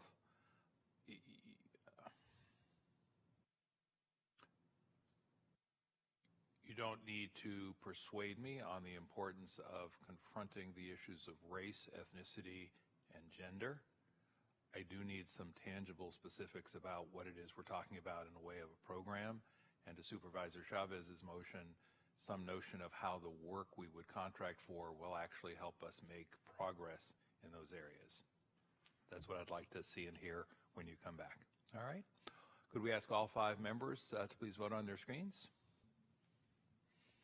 And that having been done, we'll say, please display the results to the clerk, and the clerk will display the results indicating that there's a 5-0 motion. We'll say thank you to the team for sharing the progress to date. And Madam Clerk, I believe we have covered every item with the exception of the late-breaking item that Mr. Williams is bringing us. Am I correct in my tracking? I may have missed one. Okay. Then, colleagues, before it would be appropriate to adjourn, I'm going to turn to Mr. Williams because we have one other item, And I'm going to ask that we take a little time with this just because it hasn't been agendized. It does require a 4/5 vote. And if we're going to take action in an extraordinary fashion, I both want us to make sure we do our due diligence, and I also want that to be a matter of record in case there's any reaction to our taking action in that fashion. Mr. Williams, to you, sir. Yes, we have distributed, and copies were made available to the public some time ago. The item, the board should also know, has been posted to the website and added as item number 89. So it has been made publicly available. That's been up for a little bit of time now. This is a request to ratify and extend the local health emergency declared by the public health officer and the director of the Department of Environmental Health related to the lead hazard identified at Target Masters West and Sweets Gymnastics in Milpitas. The existing orders are attached and have been posted online as well. This would extend those orders through the end of Monday, and we would come back with a resolution at the budget hearing that's scheduled for Monday with a further extension. We don't expect that abatement will be completed by that time. The short background on this situation is that on Friday, the health emergency was declared based on results having been received of testing that occurred at these sites that showed very high levels of lead. And we have the director of the Department of Environmental Health here available to answer any further questions that you may have. Thank you. If you'll give us your name and your title just for the record and for members of the public. Thank you. Michael Ballier, Director for the Department of Environmental Health. Thank you. Here are my questions. These are two private sector businesses, yes? That is correct.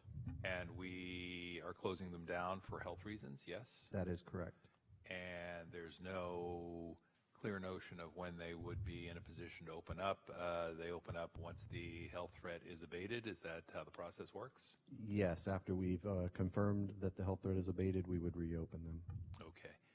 This would come back, if we took action today on a 4/5 vote, Mr. Williams, this would come back to us when? This would come back on Monday at the budget hearing. And that would be to do what on Monday? That would be to further extend the health emergency. And understanding that that requires action of the board, that would be by what time, by what period of time potentially? By statute, the extension would be ongoing but reviewed no less frequently than every 30 days by the board until the emergency situation has terminated. Okay, and I'm guessing, do the two business ownerships or management know that we're having this conversation today? The two businesses have received the orders. I don't know if they were notified of this short couple-day extension, but they would be notified before the discussion on Monday. All right. Well, let me just say, before I call for a motion and before I go to other members of the board who want to speak as well, I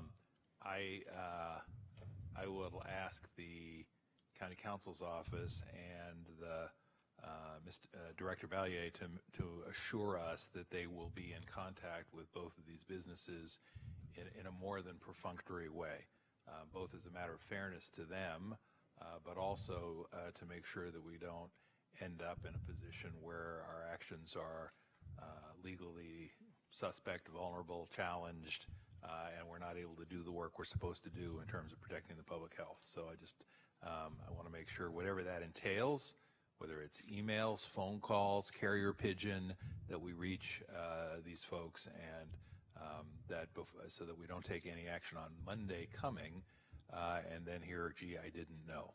Okay? Thank you for that. Supervisor Cortese, you had your light on, sir. And then Supervisor Chavez. Yeah, I don't want to prolong the discussion too much, although I appreciate President submitting your remarks about taking our time, given the fact that there hasn't much sunshine on this issue. I can probably wait till Monday for a little more information, and I'd prefer it to be on agenda, not off agenda, but I don't really understand the process that led up to this point. I just mean the road process. I don't understand if it's completely complaint-driven or if we're randomly looking for businesses that are generating a lot of lead fallout, because it would strike me that there's a whole bunch of those in Santa Clara County, all over the place. At least 5 or 6 just come to the top of my head right now. So I'm not clear about process, making sure we're avoiding disparate treatment, make sure we got a policy if it's complaint driven and that's what takes us there, versus silence doesn't really generate anything from us. That's the kind of thing I'd like to understand. In all these years that I've been here and in local government in general, I've not experienced this kind of a emergency response to this particular kind of a problem.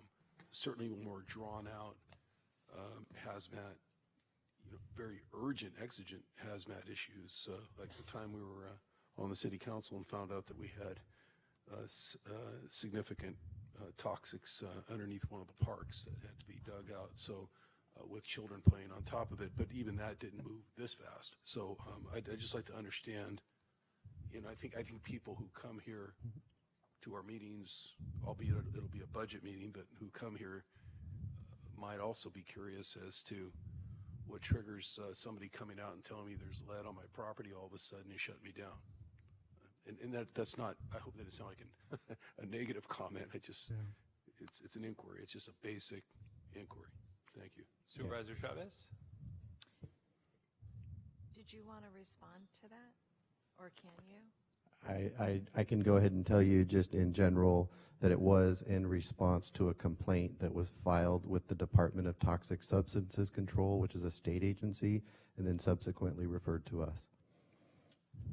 Excuse me, when you say it, that sounds singular, but we've got 2 cases here. Yes, they included both of them. Thank you, that's helpful. Yeah, that is helpful as a starting point anyway. Thank you. You bet. Supervisor Chavez? Thank you. I had only one question, and that is when we take an action like this, in addition to the property owners and the business owners that we inform, who else do we inform? Notices have been posted on the facilities, and a media release was issued on Friday. I'm just wondering if the risks to contiguous properties, or if we talk to the water district because of water tables, like, do we do any of that? Yeah, so the investigation is ongoing, and we are having conversations and informing multiple local and state agencies. Thank you. All right, so before I ask the clerk to display the voting panel, Mr. Williams, I'm going to ask you, we have your May 7, 2019 Board of Supervisors referral here. Let's file. It is item number 89, as I understand it. The recommended action identifies 2 possible actions, A and B. And are you looking for a motion to approve the recommended action, including A and B? That is correct. Thank you. Now I will ask the clerk to please display the voting panel on our screen and see if a motion to approve the recommended action is forthcoming. And I'm going to announce that it is from Supervisor Chavez and that it has been seconded by Supervisor Wasserman. And now I'm going to ask all 5 members to please vote on the screen. And before I cast my final vote, I'll just say to Mr. Williams and Mr. Ballier, please don't, at least on my part, take any of the questions or concerns I've raised as being indicative of anything other than concern about process, due process rights, protecting our county and the taxpayers on the legal standpoint. Appreciate the importance of public health being on it when it comes to public health risks, including, and perhaps particularly including leads, but just want to make sure we're doing this all right. And all 5 members now having voted, we'll ask the clerk to please display the results, and we'll announce that the vote is 5-0 on item number 89, and that meets the 4/5 threshold, obviously, since it is unanimous. Thanks again. Now, Madam Clerk, any reason I can't simply say, ladies and gentlemen, without objection, the meeting is adjourned? Then, ladies and gentlemen, without objection, the meeting is adjourned. We stand adjourned.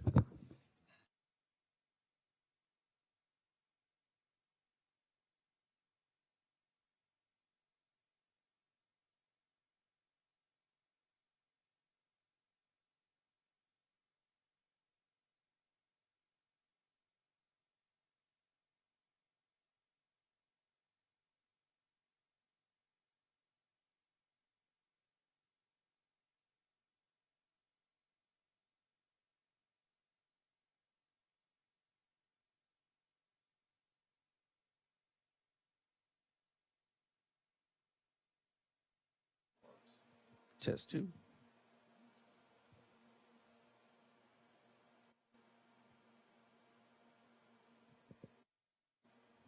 This is the ordinance list report for the Board of Supervisors meeting of Tuesday, May 7, 2019. Item number 26, introduction and preliminary adoption of salary ordinance number NS-5.19.113, amending Santa Clara County salary ordinance number NS-5.19, relating to the compensation of employees, deleting one office specialist 2 position and adding one executive assistant 1 or administrative assistant position in Santa Clara Valley Medical Center. Item numbers 35 and 36 were held. This concludes the ordinance record list report for the Board of Supervisors meeting of Tuesday, May 7th, 2019.